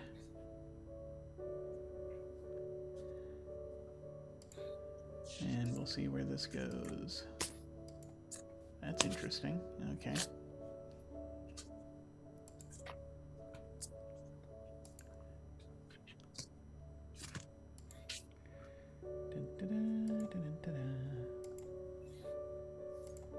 Okay, I have drawn the Suspicious Hound.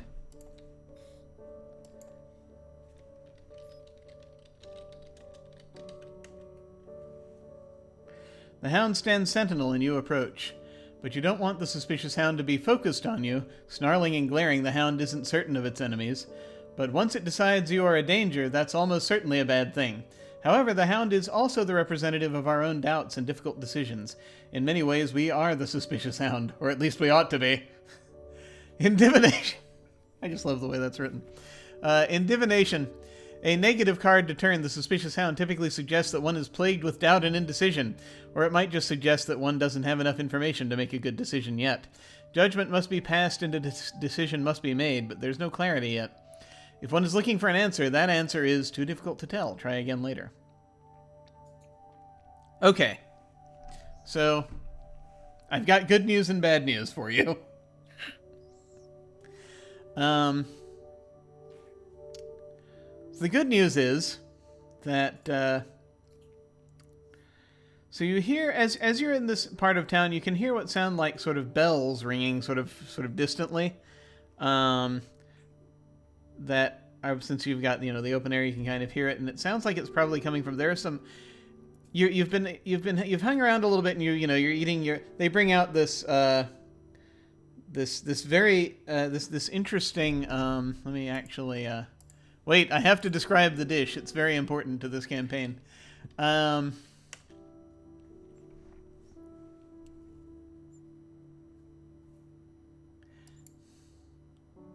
So this is the let me just so I've got an adjective. I just have to pair it with the dish. Let's see. Yes. Which card is this again? This is the Suspicious Hound.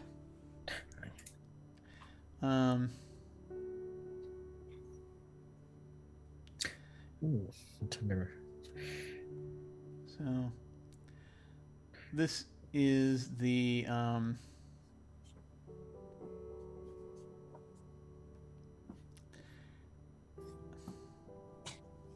so basically what you receive is a dish called the Siobhan of Significance.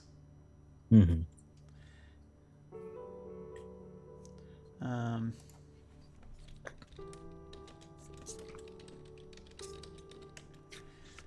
Or the significant Siobhan, actually is probably more likely what it's called. So you receive a significant Siobhan. It's a sizable hunk of goat that they also serve with like a salad and what have you.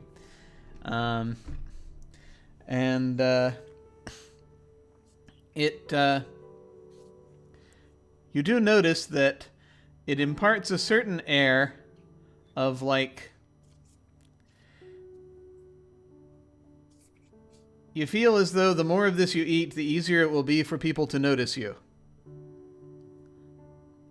So you must be wary about that. It's very good, though. It tastes important.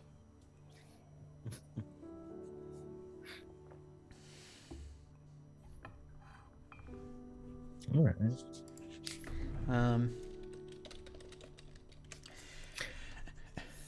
So you're going to see after a little while. The good news and the bad news. I got so distracted by the goat that I realized that I almost forgot what was going to happen. There comes a point where you see a bunch of individuals come in, clad in black.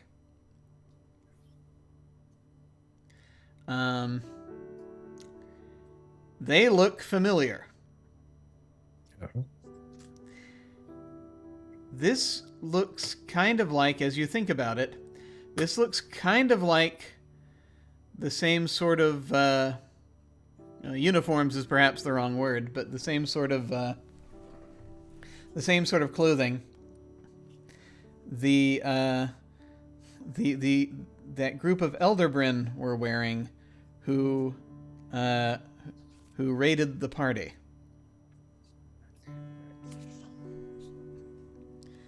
And one of whom you slayed and sampled their soul.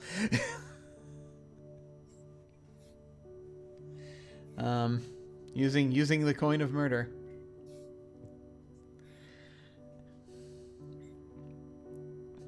And they're coming in, somewhat rowdy. You know, well, actually, not even all that rowdy. It's one of those things where they come in and people are like, "Oh." The bar quiets down a little bit as they come in.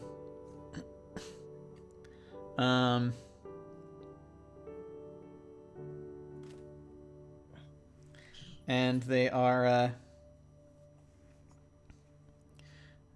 they're basically, most of them are heading for the bar and trying to, you know, they're looking to order stuff.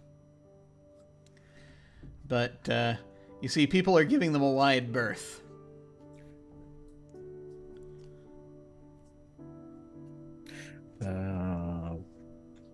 Pretend to ignore them.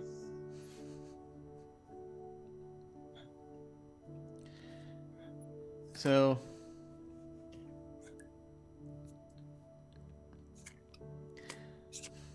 they are,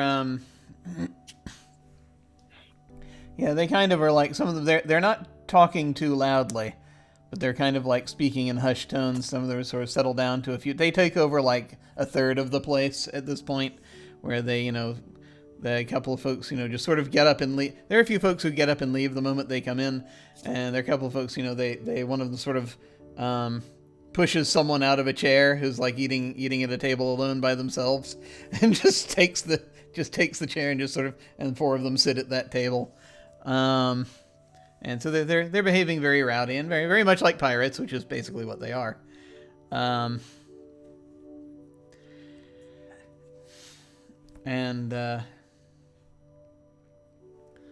So they're very much, there is this, you can't really, so at this point, a lot of them are talking in hushed tones. It's kind of clear that they don't want their, that some of them, you know, they're, you know, gathering in clusters and kind of not wanting their conversations to be too closely overheard.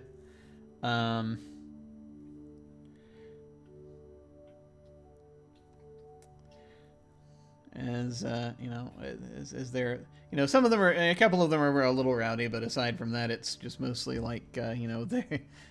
It seems like the people in here are afraid enough of them that no one seems to want to cause trouble.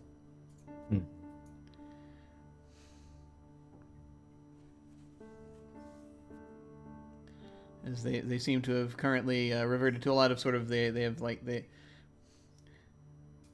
they're not really wearing masks right now. They've come in, so they've got sort of they have sort of goblin-esque faces at the moment. Right.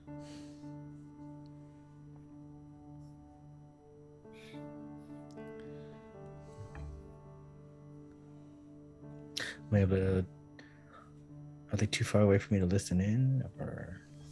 You're probably going to need to either get closer or use magic to be able to hear them, or something. You'll have, yeah, you can't quite hear them clearly right now.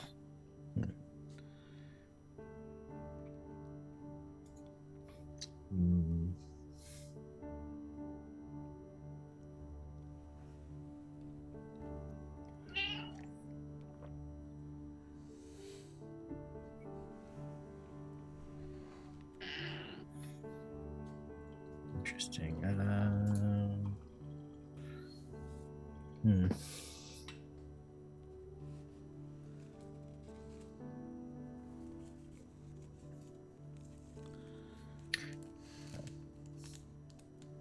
Guess I can try and move closer.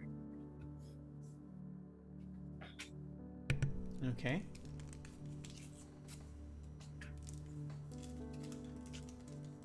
So this group, I'm going to say, I'm going to rate them at about a 4. And as the difficulty right now. I think even it would ordinarily be a 3, but at the moment you're slightly more noticeable. Right. Because of the goat.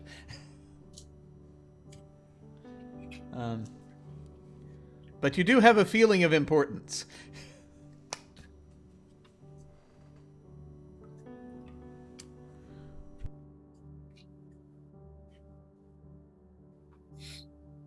I think this would require a roll, or It will.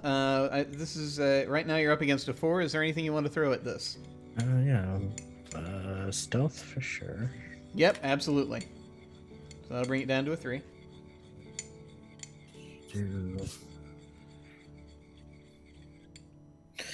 Would survival work? In this place, yes. Okay, So that'll bring it down to a 2.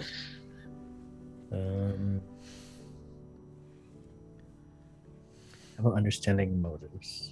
Yes, that'll definitely help. So that'll bring it down to a 1 or better. Okay. And this one might not, but searching. Searching. No, not so much. They're right there. No, then I'll deal with that. All right. So yeah, basically you're looking for anything other than a 0 on a single die.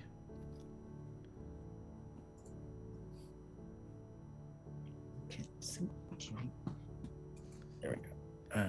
Okay, so is this a 1d10? Mm-hmm.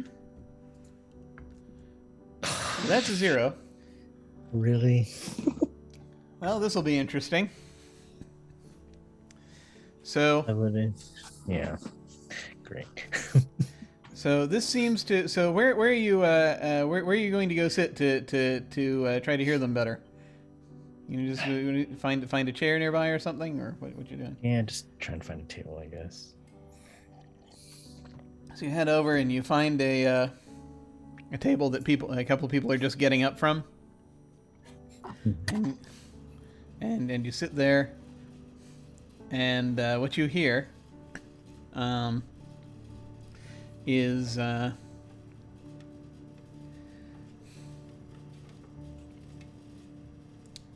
let's see, what kind of stuff would you hear here?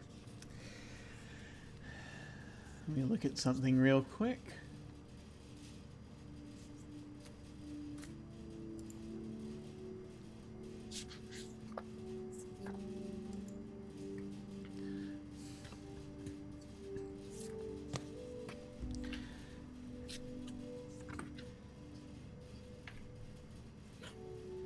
So this sort of is the general tone you're going to get, back and forth, different people saying different things. I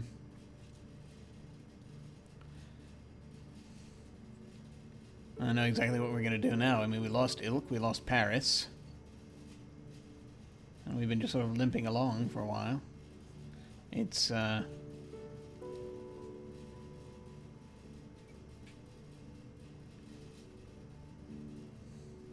I mean, we don't do something soon to try to counteract all this. It's I mean, drifting around has been fun for a while, but you know that the end's coming, right? Yeah. And there's a sort of agreement. There's some rough agreement.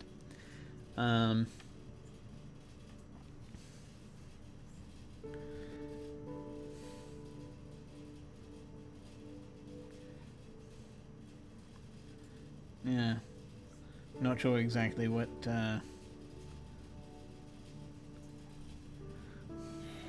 we're gonna find here, but I mean, if this is like our last haven, then we're gonna have to act really soon.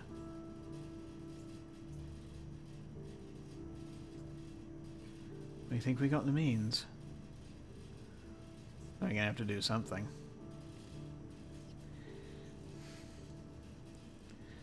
That thing is going to come through and start knitting everything together.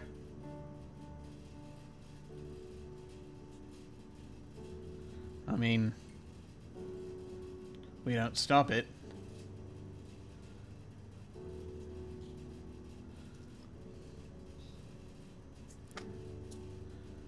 I don't know, it's goodbye everything, right? Yeah.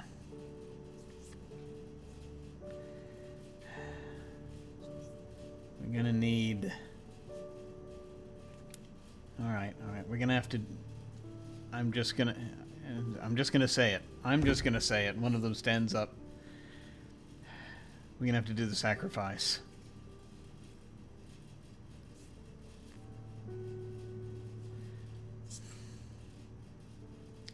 We're gonna have to grab. We're gonna have to do it. We're gonna have to do a snatch and grab. See what we can do. I mean, and one of the other ones. Yeah, you were gonna use. Yeah, I mean, I know your plan worked so well with Paris, didn't it? I know we were hoping it wouldn't come to that, but then they nicked him, and there's not really going to be much else we can do at this point. We need us a Vizsla. And they start looking around, and as he says that, this guy who stood up, this Elderbrand, this taller one with sort of this reddish skin and a long nose, is looking around. He looks and he locks eyes with you. And his eyes narrow. Oi, don't I know you? He says, pointing in your direction. Ignore him. The others at the table slowly look and they turn and they start standing up.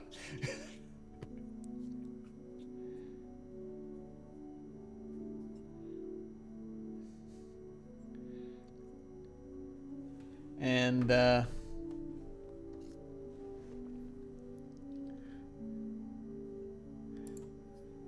they I lost the screen. There it is.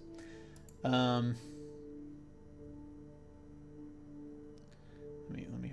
me find the thing. Let me find the thing. There it is.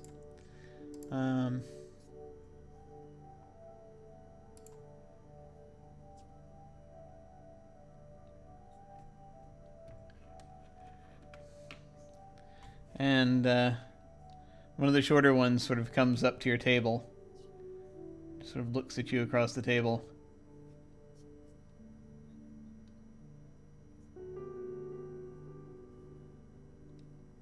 Dak asked you a question, sir. I recommend you answer it. Yeah, he doesn't say sir, but they'll say, Dak asked you a question there. I recommend you answer it.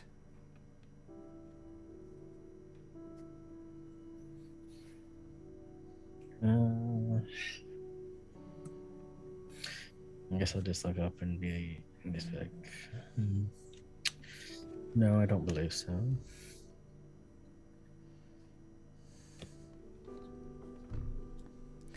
And you see the one that they've identified as Dak. Will come around. And he's on the opposite side of the table from you.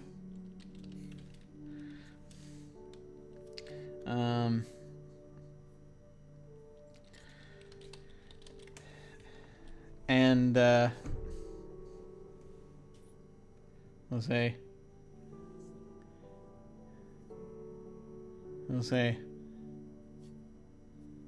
playing hard to get, are we?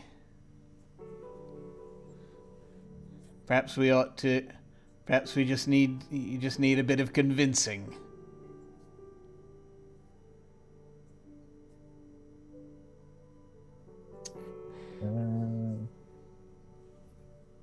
Can I? Yeah, they're about to do something. But here, go ahead. Yeah.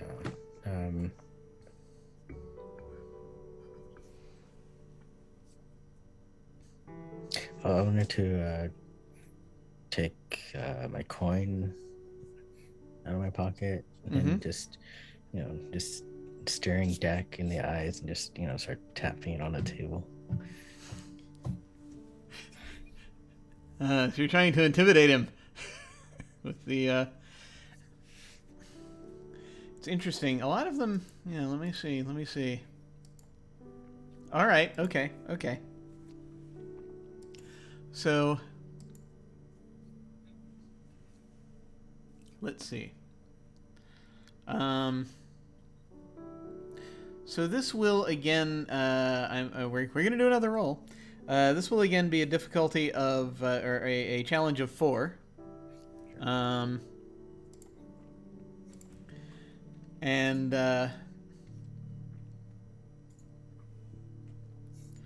This time I'm going to let your aura of significance be an asset toward it.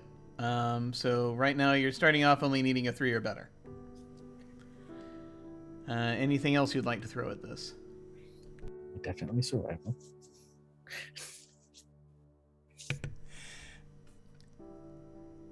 Well, see, I understand that you want to survive the situation, but this kind of is the opposite of survival, which you sort of are trying to do right now, to an extent. I don't have anything that does like intimidation or anything. I don't have anything like that. I mean, I have seen through deception. I have understanding motives, searching, stealth, survival, and magical lore. Understanding motives might work here. So if you use that, that'll bring it down to a 2. 2 or better. Let me see. Also, do you want to spend any bene on this?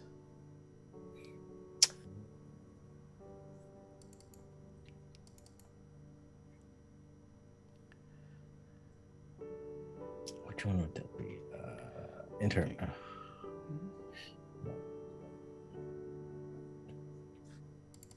Intellect, maybe? What it? Oh, that. Pools sheet. Let's see. So yeah, this would be probably interaction, I think.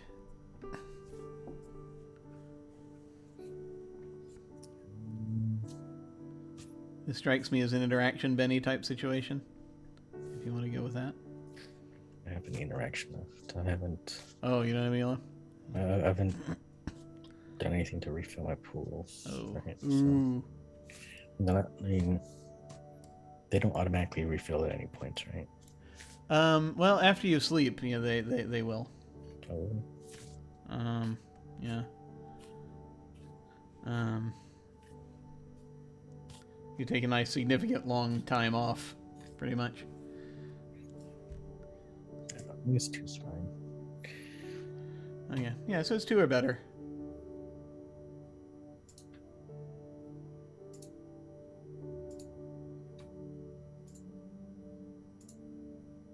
Four. Okay. So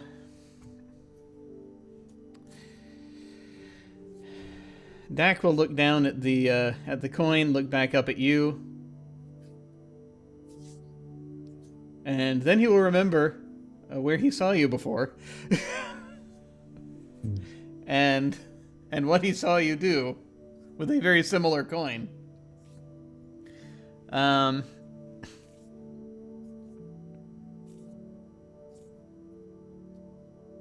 And just sort of will look at the others for a moment.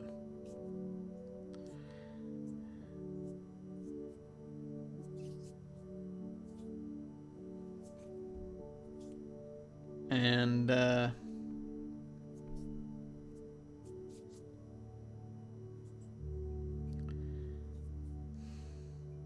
he'll sort of narrow his eyes.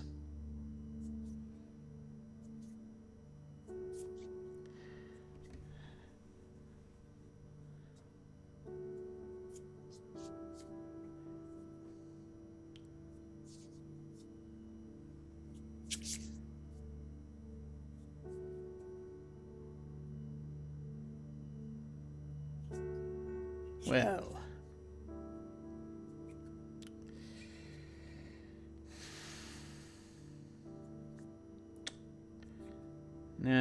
he stops for a second and says, this one's, this one, he says, this one ain't them. Thought they were important, not quite important enough. Yeah.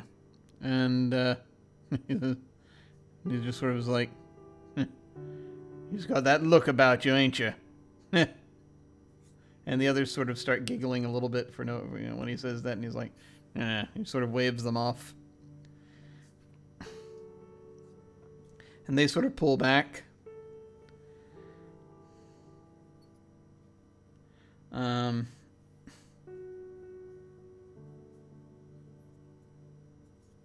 And he's just sort of like, you can tell he's sort of the wheels are turning in his head right now.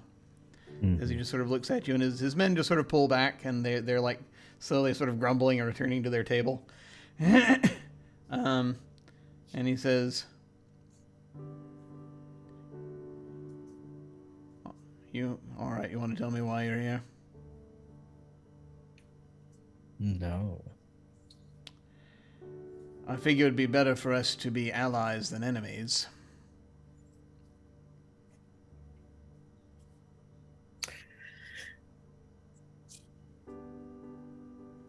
And why exactly would I want to be your ally? Well, I mean, you're powerful, sure. But I know too much word gets around. Even folks like you can get overwhelmed in a place like this. Indeed.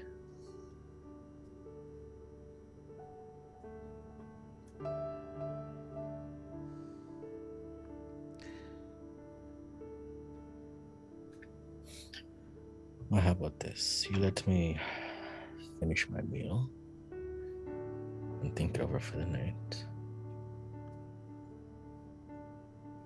We can see what we'll do about it tomorrow. Tomorrow, then. He slowly starts backing away. And, yeah, they just sort of basically, he,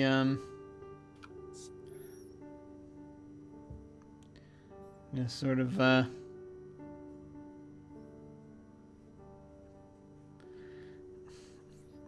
sort of will pull back, and they'll start just, they'll once again go back to their quiet mutterings, and for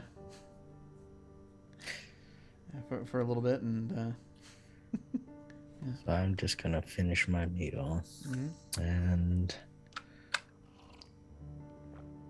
I guess I'll leave the restaurant after paying and whatnot, and see if I can find myself a spider. See if you can find yourself a what? I'm sorry. A spider. Ah. Okay. Okay.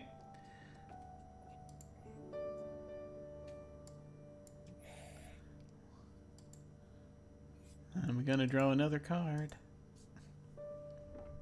Interesting. There's a theme this evening, apparently. One moment.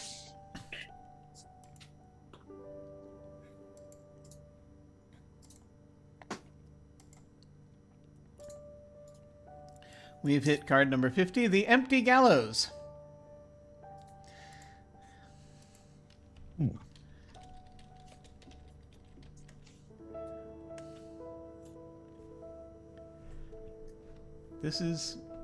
That's actually, it's kind of amazing. All right. For reasons that that because of things that I was thinking about doing earlier, and I'm like, well, I guess I'll do that. Okay.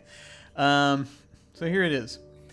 Empty Gallows. The gallows claims no victory today. Today we are granted a reprieve, or we make an escape, or someone rescues us. Whatever the reason, the threat is gone. The problem is solved. The empty gallows brings a feeling of relief, of gratitude, and newfound purpose. It is a sudden extension of life. The Empty Gallows serves as the location card for the Notions family. It's a pale card. In divination, the Empty Gallows suggests that some problem, perhaps a major problem, will be solved. This might be from an external source, or one might bring upon their own salvation. Either way, this positive card turn signifies that one avoids a terrible fate. Less commonly, but still in a positive accord, this card may presage that someone of importance passes favorable judgment upon the person in question. They are found innocent, worthy, or to have some other favorable trait. Okay.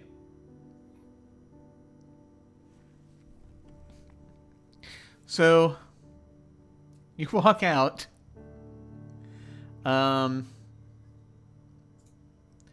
And let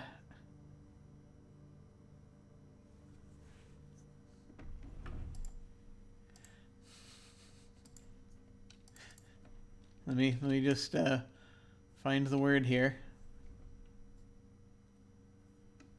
Yeah, sure. As you're looking around,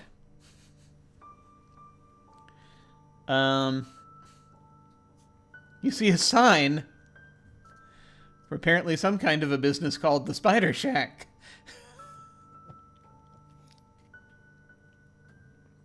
Is this rickety shack that's out here?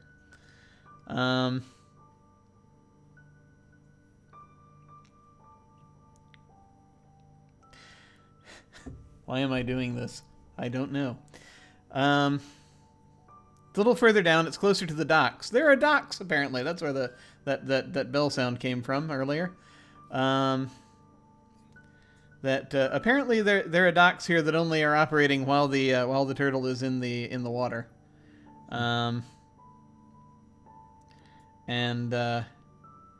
You look at it and you see there are spiders painted on it. On the outside of the building. Do you wish to look within? Yes, definitely. Okay. I'm going to apologize in advance once again to anyone who may be watching who has arachnophobia. You may wish to tune out now.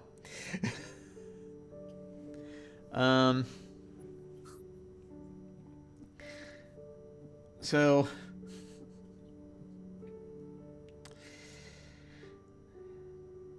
You go to the threshold of this shack, this big shack. You look inside, and it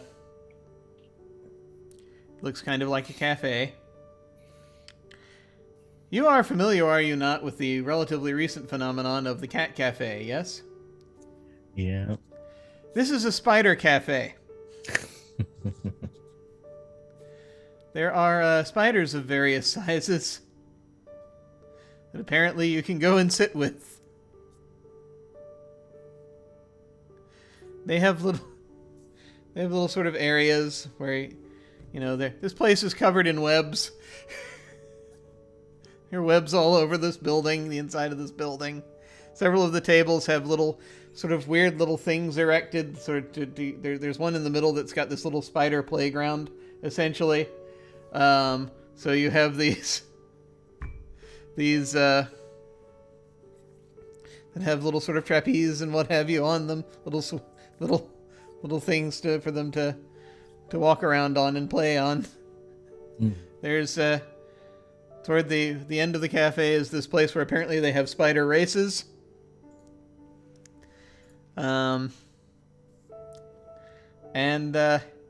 Yeah, that's basically here. They serve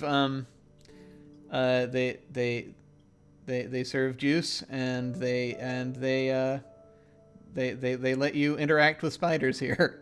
That is the entire purpose of this building.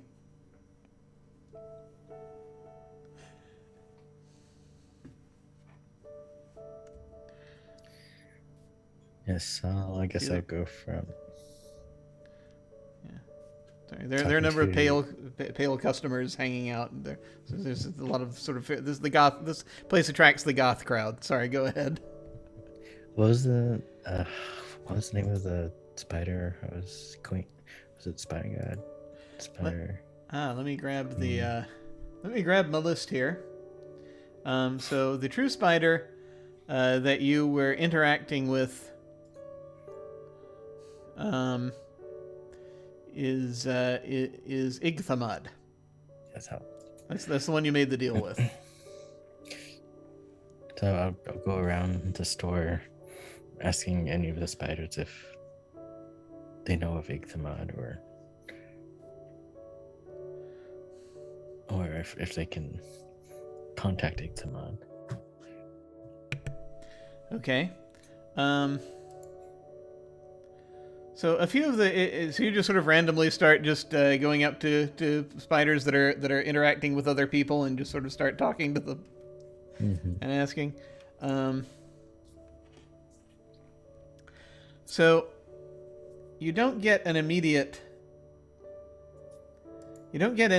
responses from any of these spiders. But after a few moments, you hear sort of psst, and you turn and you see there's a web near one of the windows, at the sort of empty table near one of the windows. And you see a little spider on there, just going like with with a couple of its legs. I walk up towards it.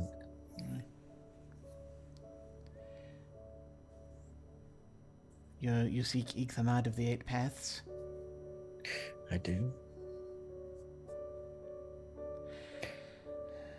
I have something she requested of me, and I need to give it to her. Icthamad is my mistress. If you wish something delivered, I can arrange for that.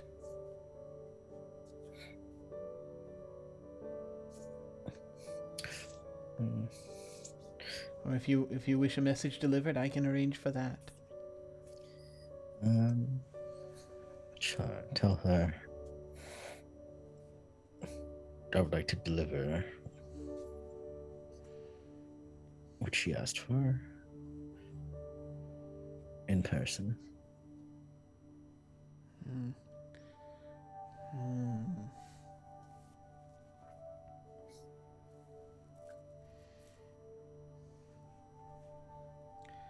I have to check a note real quick. Just a little thing I have to just double check on real quick to see if there's something I need to. Yep, that's there. That's there. Okay.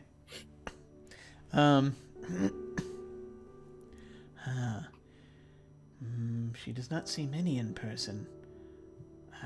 Who may I say is requesting? Shantanu. She knows who I am. Very well. Can you wait here?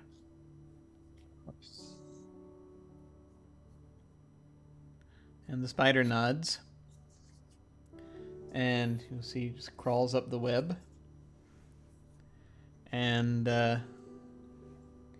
heads up into the rafter.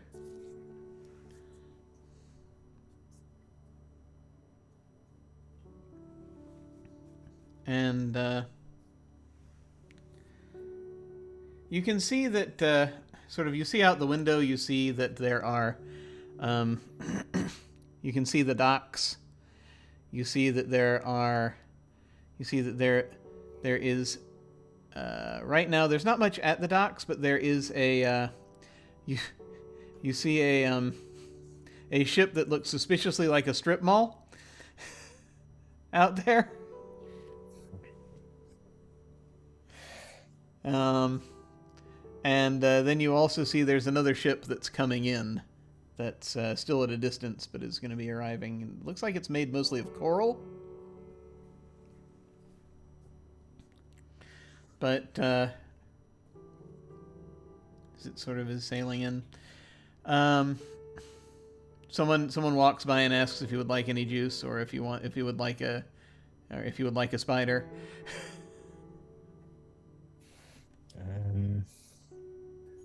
I guess while we pet a spider. Yeah, sure. You want a big spider or a little spider? A hairy spider. Hairy spider. Okay, they go and they grab a tarantula type spider.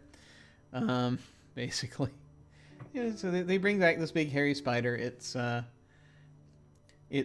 got some interesting little a few little white markings on it. That they set down, and it just sort of will come up, and it will sort of wander around the table. There are like a couple of little things on the table for it to play with. There's like an unlit candle, and there are a couple of things, but it'll come up and it'll let you pet it if you want. It's most of these spiders are fairly tame. After a fashion.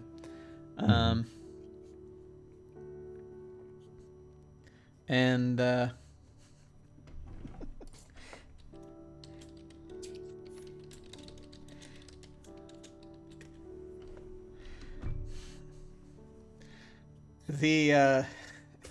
way this goes. So you spend some quality time with this tarantula. Like this tarantula-like spider. It's not exactly,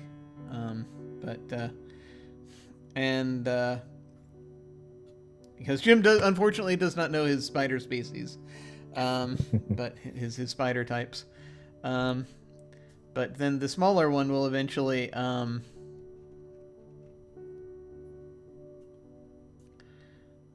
come down. Let's see. The smaller one you spoke with will come down. And sort of as this tarantula is picking up a little wooden cube that's on the table and is sort of playing with it a little bit.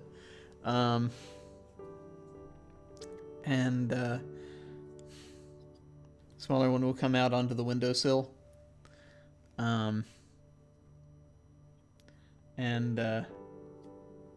We'll just sort of share a look with the tarantula, and the tarantula is like, just sort of turns around and moves to the far side of the table. The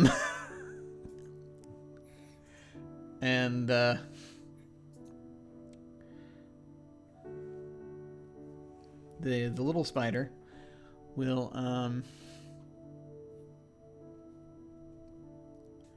just comes forward and says, "She will see you. She wishes to know if you have the item." I do. Very good.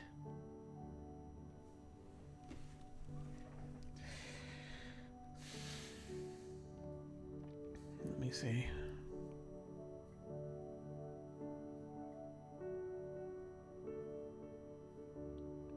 Yes.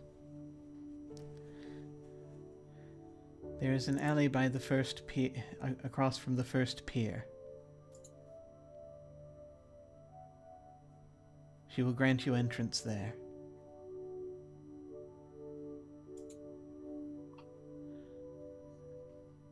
It is a great honor to be received into Lady Igthamad's presence.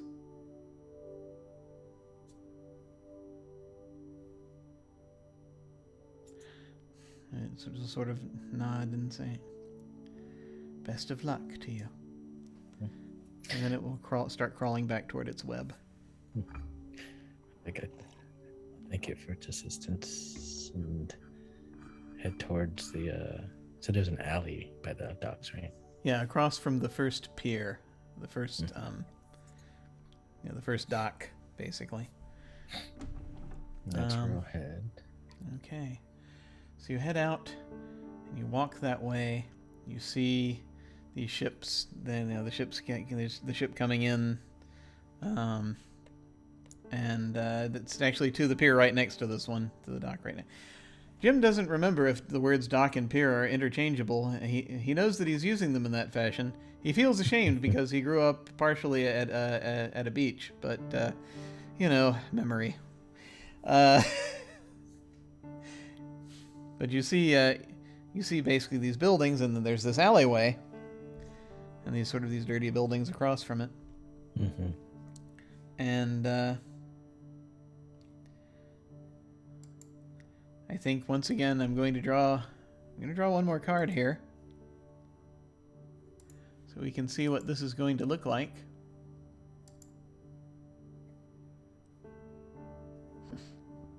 Okay.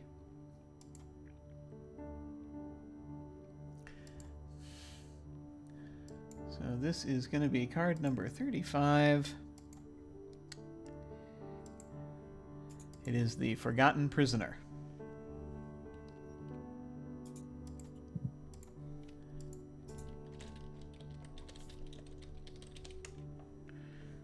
Is there really such a thing as justice? The Forgotten Prisoner would say no. How long has he been there? We don't know, and neither does he. His dank cell is wrapped in gloom and lost deep in some dungeons or high above in a locked tower. His stomach cramps with hunger and his muscles ache from confinement. He has lost the world, and the world has lost him.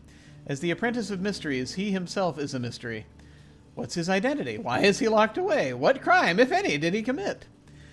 The forgotten prisoner most likely indicates that one has forgotten something vital, but it can also presage some coming injustice, or just simply a bit of bad luck. It is not a happy moment to see this card turned. Wow.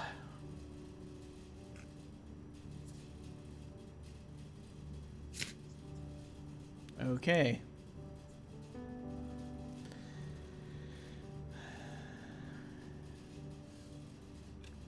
All right.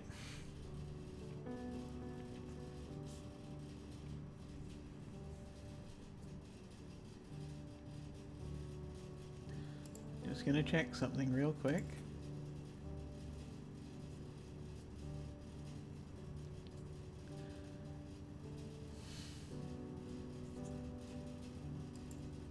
All right.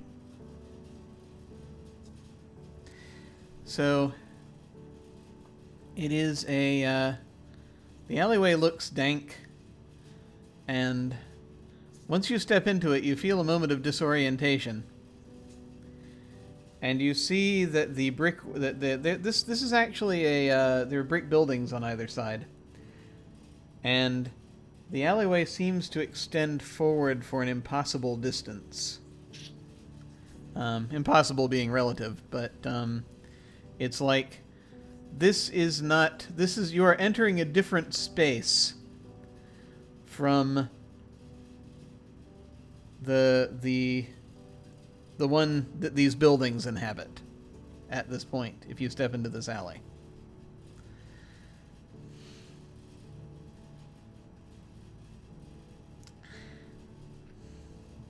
So I'm going to presume you go ahead? Yeah. All right. So you step forth, and you see there are, as you step forward, you see there are a couple there's a sort of an intersection that you come to pretty quickly, and the intersection to your right, you see these stairs going down. And there's like into an area that looks like, you see there's words. So there's an opening. The stairs go down into the opening. And there's this sort of this like glowing light down there that seems to be on. This feels as though this is the direction you're supposed to go. You see there are spiders on the walls. That also helps. You begin to descend into this area that looks not unlike what you saw at the Enigma. A place. It's kind of a... not exactly what I would call a witch's hut, per se, but it's an underground witch's hut. It's kind of a dungeon, basically, that you find yourself descending into, but with all manner of odd paraphernalia around the room.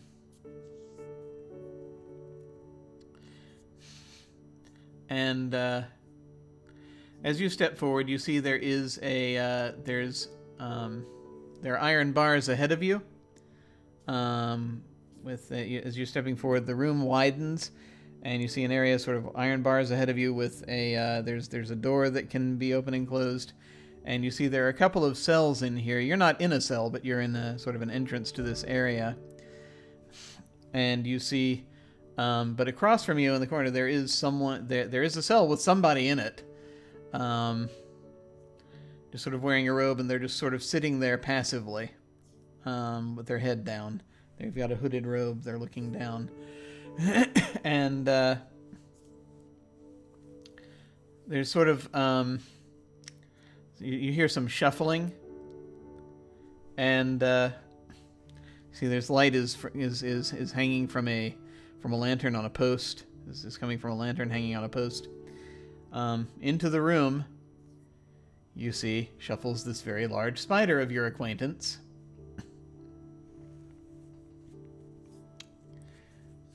Igthamod enters the room.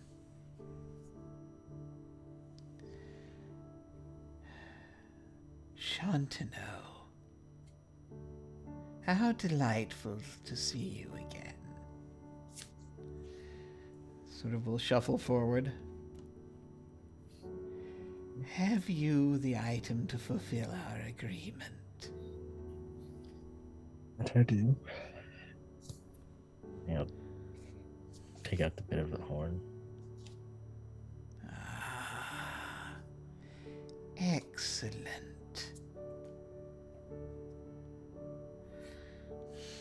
We'll sort of shuffle closer.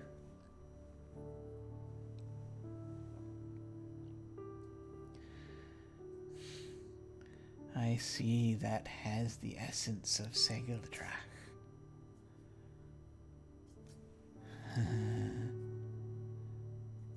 One wonders how you obtained it.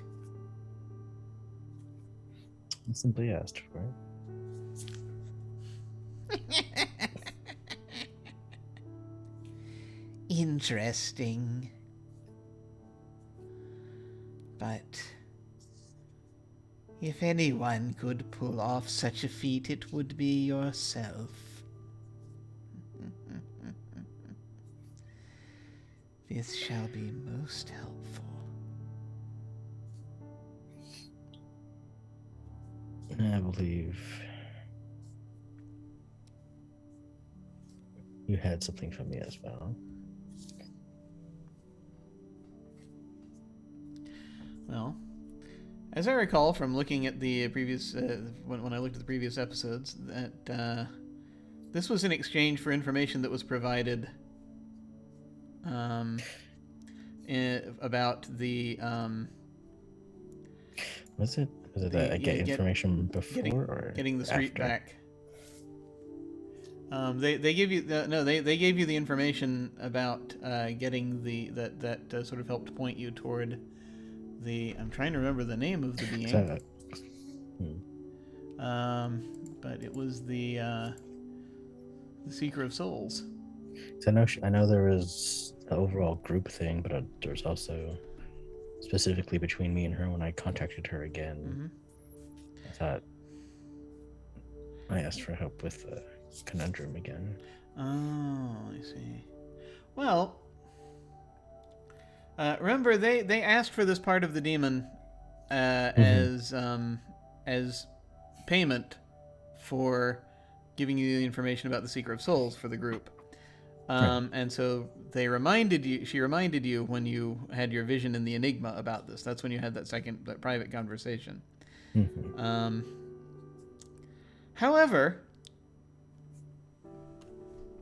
that said, she will say, "Oh, you wish knowledge. Knowledge is very dangerous. Remind me, what knowledge is it you seek?"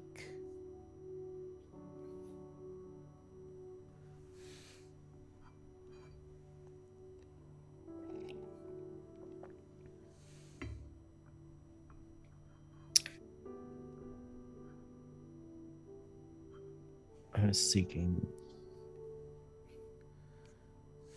knowledge about the collapsing conundrum. That's what I've been seeking this whole time.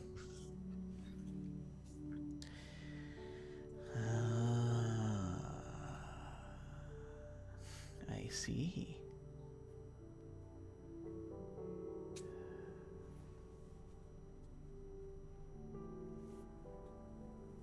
I see.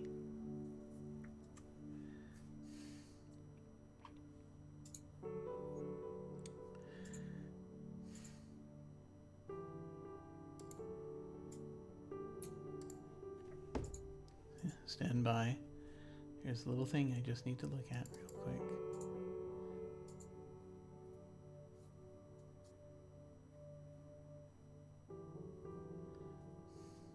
Okay.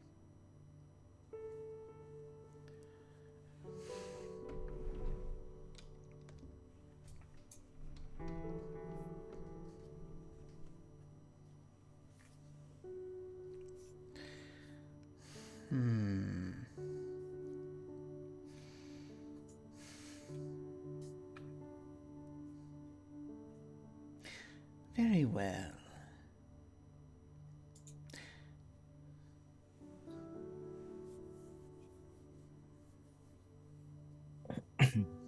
And sort of, and you can see there is a there's a thing where it's kind of like spinning its hands together. You do indeed deserve something. Something more here. I shall answer 3 questions about the conundrum.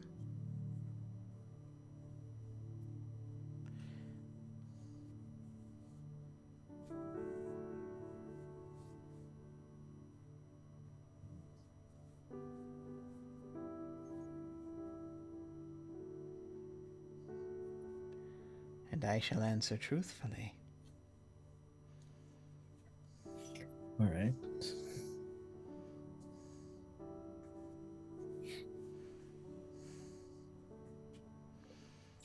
I guess the most important one is the conundrum truly the end, or just a new beginning?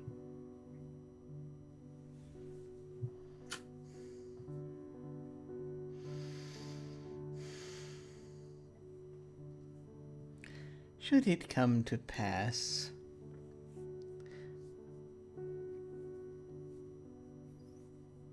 it is much more likely to be an end for all, but it could be a beginning. It has happened and not happened so many times.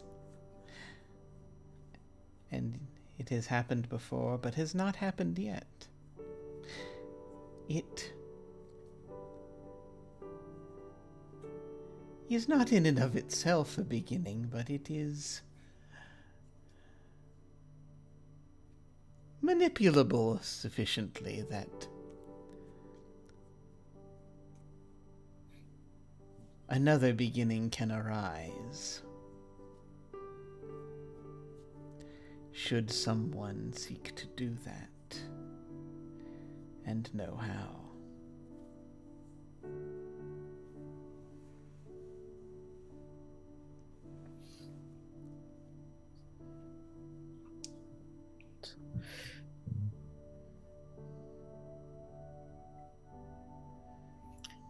Where could I find this know-how?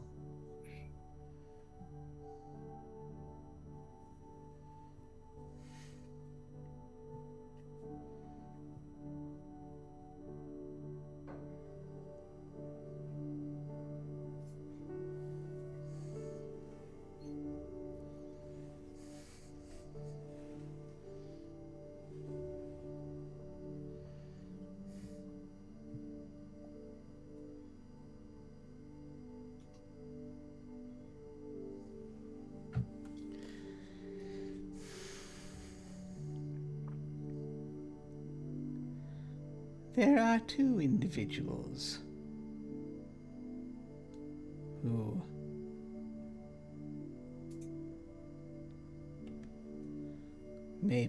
possess this know-how without realizing it, or who have rather forgotten.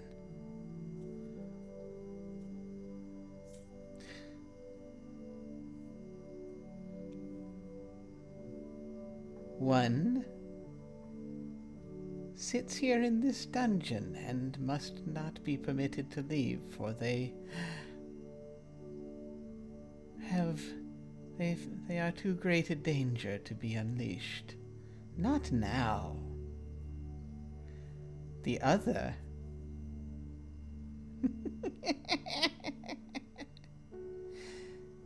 is among your companions.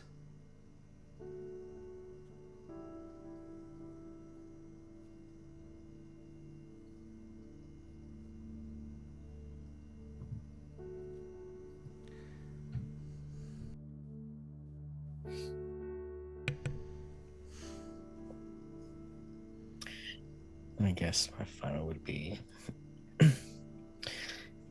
me and my companions bring about the conundrum.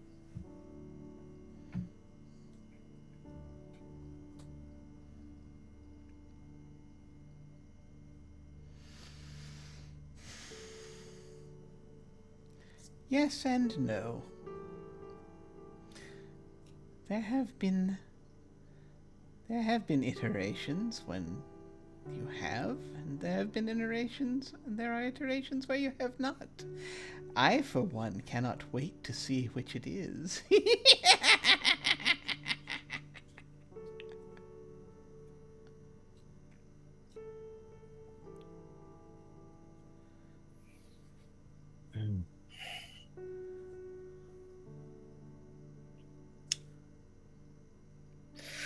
Well,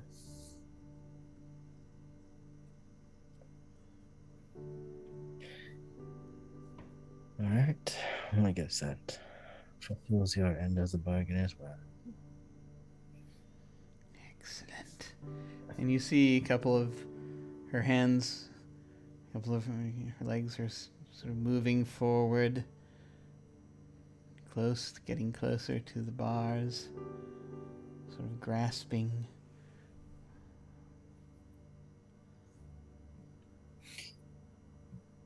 Oh, if you don't mind, could you help me get back to my companions?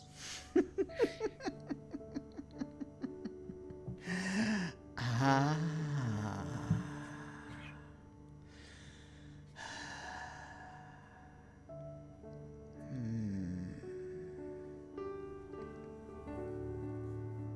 You see she's kind of stroking her the side of her face in thought.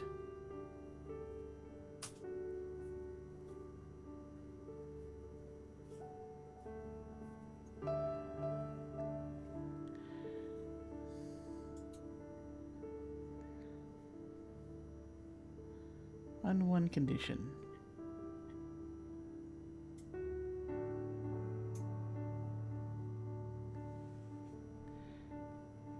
If you ever come to discover the alteration that has been made to your model, you let me know what it is.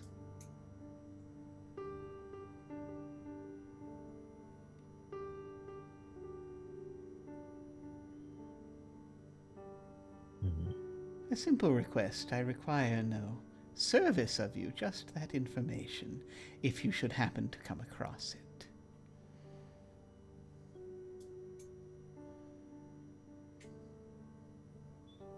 Does that seem fair?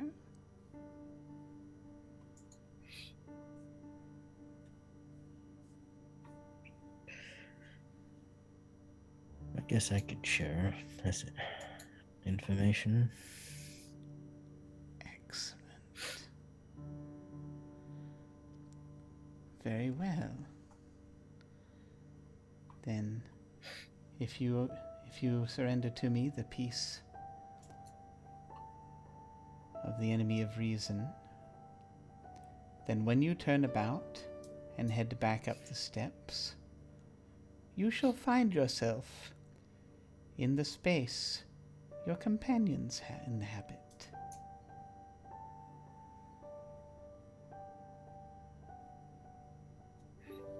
All right.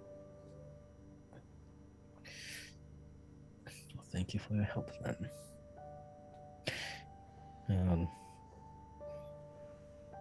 Turn around and head out. Are you going to give her the? Are you going to give her the horn? Yes. Okay. So give her the horn, and I guess while I'm heading out, also take a closer look at whoever's in the cell. Yeah, the person in the cell, when you pays attention when you hand the horn over, sort of steps closer to the bars. Seems a little concerned.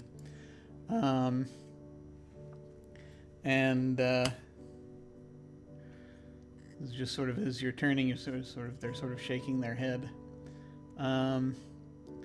They are fairly well swaddled, but let us grab a detail or two of this individual. Let me find the find the bit I wanted to... Oh, yes. Okay. Okay.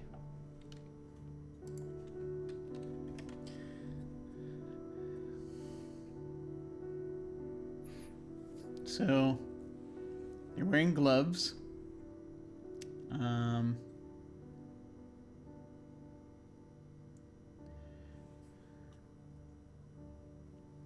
Let me see. I'm trying to see if there's an actual description here for the thing I'm drawing on. Yeah, it's the gloves, hood, and you see that underneath the hood is a mask. And the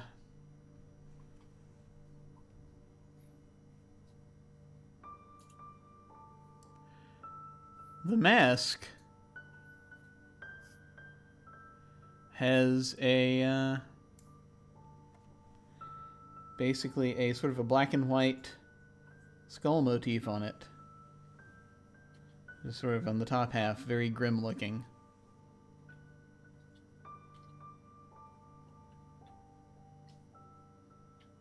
And they're just sort of shaking their head. And their eyes are you note, are a somewhat piercing golden color.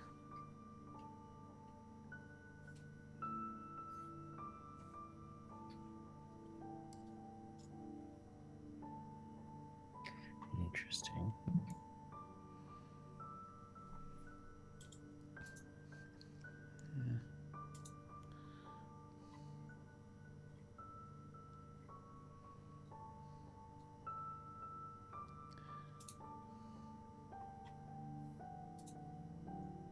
And, yeah, so, I mean, do you do anything else there, or are you going to head out?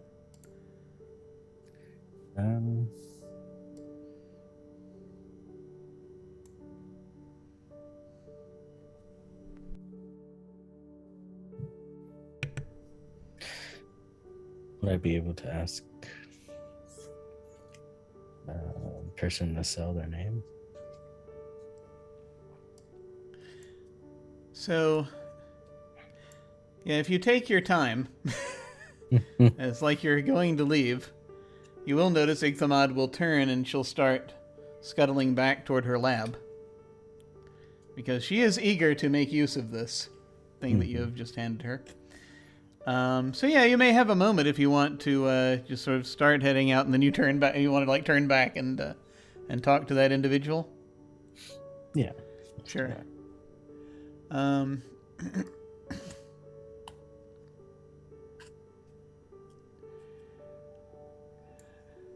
Their hands are on the bars. They're looking through. And what did you say? You asked them there. What did you ask them? Their name. Okay.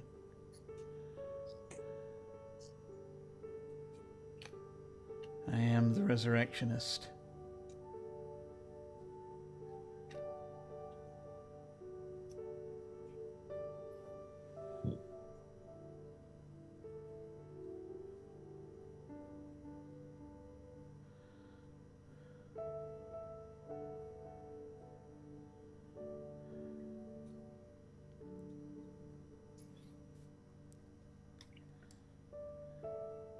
That doesn't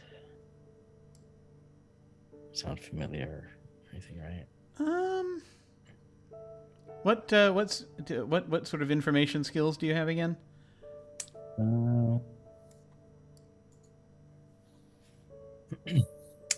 Seeing through deception, searching, magical lore. Magical lore.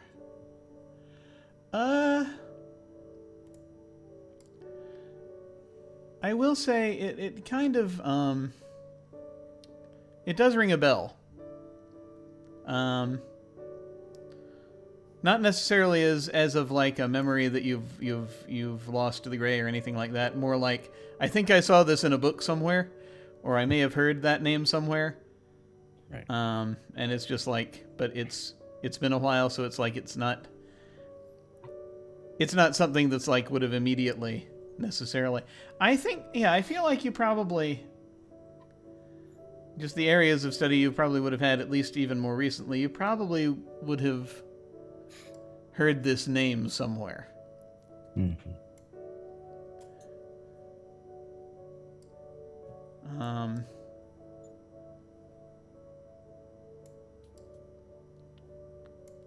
It's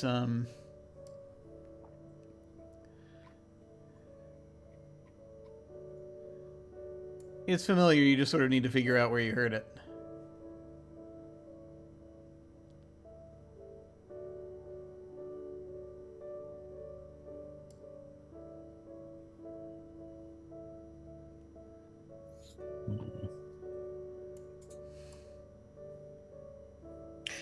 All right.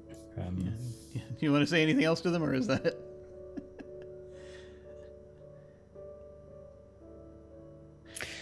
I mean,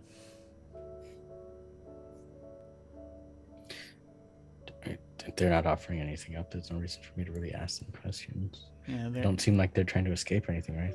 They don't seem to be trying to escape. They're looking at you, though, with this kind of bleakly for some reason.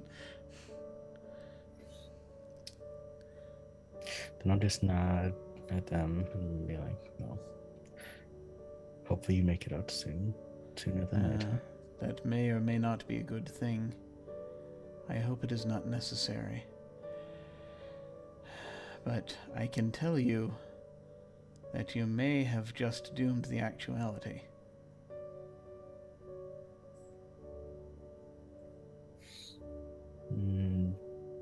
No problem. I don't do things like that.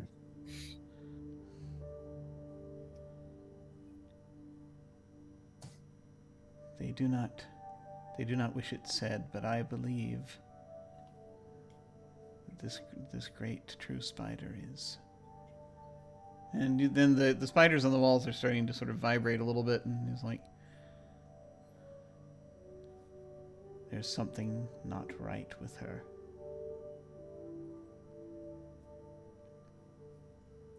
She is not the way she used to be.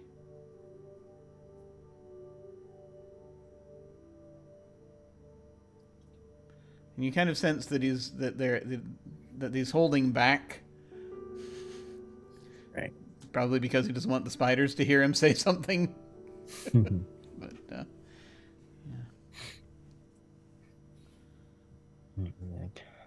Right. Maybe I'll look into that. Be careful. Reality may be soon walking a razor's edge.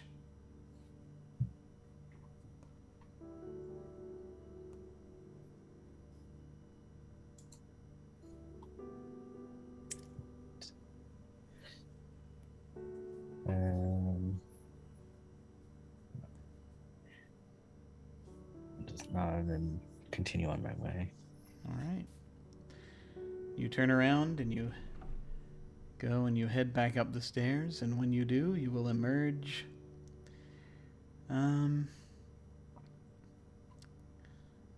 probably into the party.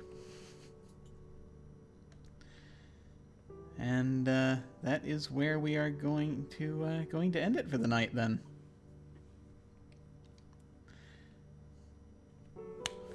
Awesome. Well, this was very cool. I think that I think we may have uncovered some more things. I'm sure nothing bad will happen to this. I'm sure this will be fine. This will be absolutely fine. But It'll something. be fine. Yeah, it'll be great. It'll be great. The thing I do want to, however, make sure I do here, is you can get either a joy or a despair if you think you got one. Do you think you got a joy or a despair today? I got a joy. I completed my mission. Very true. And essentially saved the group from whatever Igthamad would have punished us for not doing it. That is also very fair. Yep, you did indeed. So there you are. You you have got a joy from that. Excellent. Okay. Well then, we're gonna go ahead then and do an outro. And feel free to tell folks where they can find you and any final thoughts you had about this session. All right. Yeah. Hello, all. I'm Wilde at Wilde Engineer on Twitch and Twitter. And you can also find me here again on Thursdays for some Sunken. Lovely trophy dark offshoot. Yes. It's excellent. I can't wait. Did you have any final thoughts about Invisible Sun or anything you wanted to share before we go? I'm glad I was able to find my way out back to the group, potentially. And yeah, just glad nothing bad happened and everything ended well. Yes, 0 bad. Everything's fine. Yep. That's the takeaway. That's totally the takeaway from this. Absolutely nothing bad has happened. No one has doomed the universe. Everything is fine. Excellent.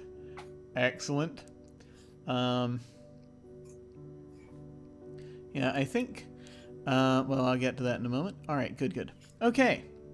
So, that leaves me. I'm Jim Ryan. You can find me at OtherDoc on both Twitch and Twitter. My website is jimyesthatjim.com, where you can find my Geek Observation podcast and links to my various other podcasts, audio dramas, writings, and such. I have links down below to my website, Twitter, YouTube channel, and various other things. Very glad we got this sorted out, and just sort of got to throw down some more information. You're getting closer to information on the collapsing conundrum. That's very interesting. It's very interesting. Hard to come by. That's fair. That's fair. Well, it is a conundrum. But yeah, you're getting there. You're getting there. But let's see. On this channel, as previously mentioned, on Thursday nights, we typically do have our Sunken game. We actually are going to be on a little bit of a hiatus because we've got some folks traveling for Thanksgiving and what have you. Over the next couple of weeks. So I believe we are coming back on December 2nd with that, if I'm remembering correctly. So that is when we're going to be back with Sunken. And then, of course, on Saturday nights, we have this. We have more Invisible Sun, and we'll be having more things, hopefully with the whole group, and we'll see how things collide as they progress. So I think that's going to be a lot of fun.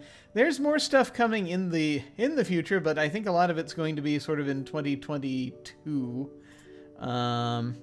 I've got a few lines on things. Yeah, for the rest of the year, it's going to be still, I think, fairly quiet on this channel at least.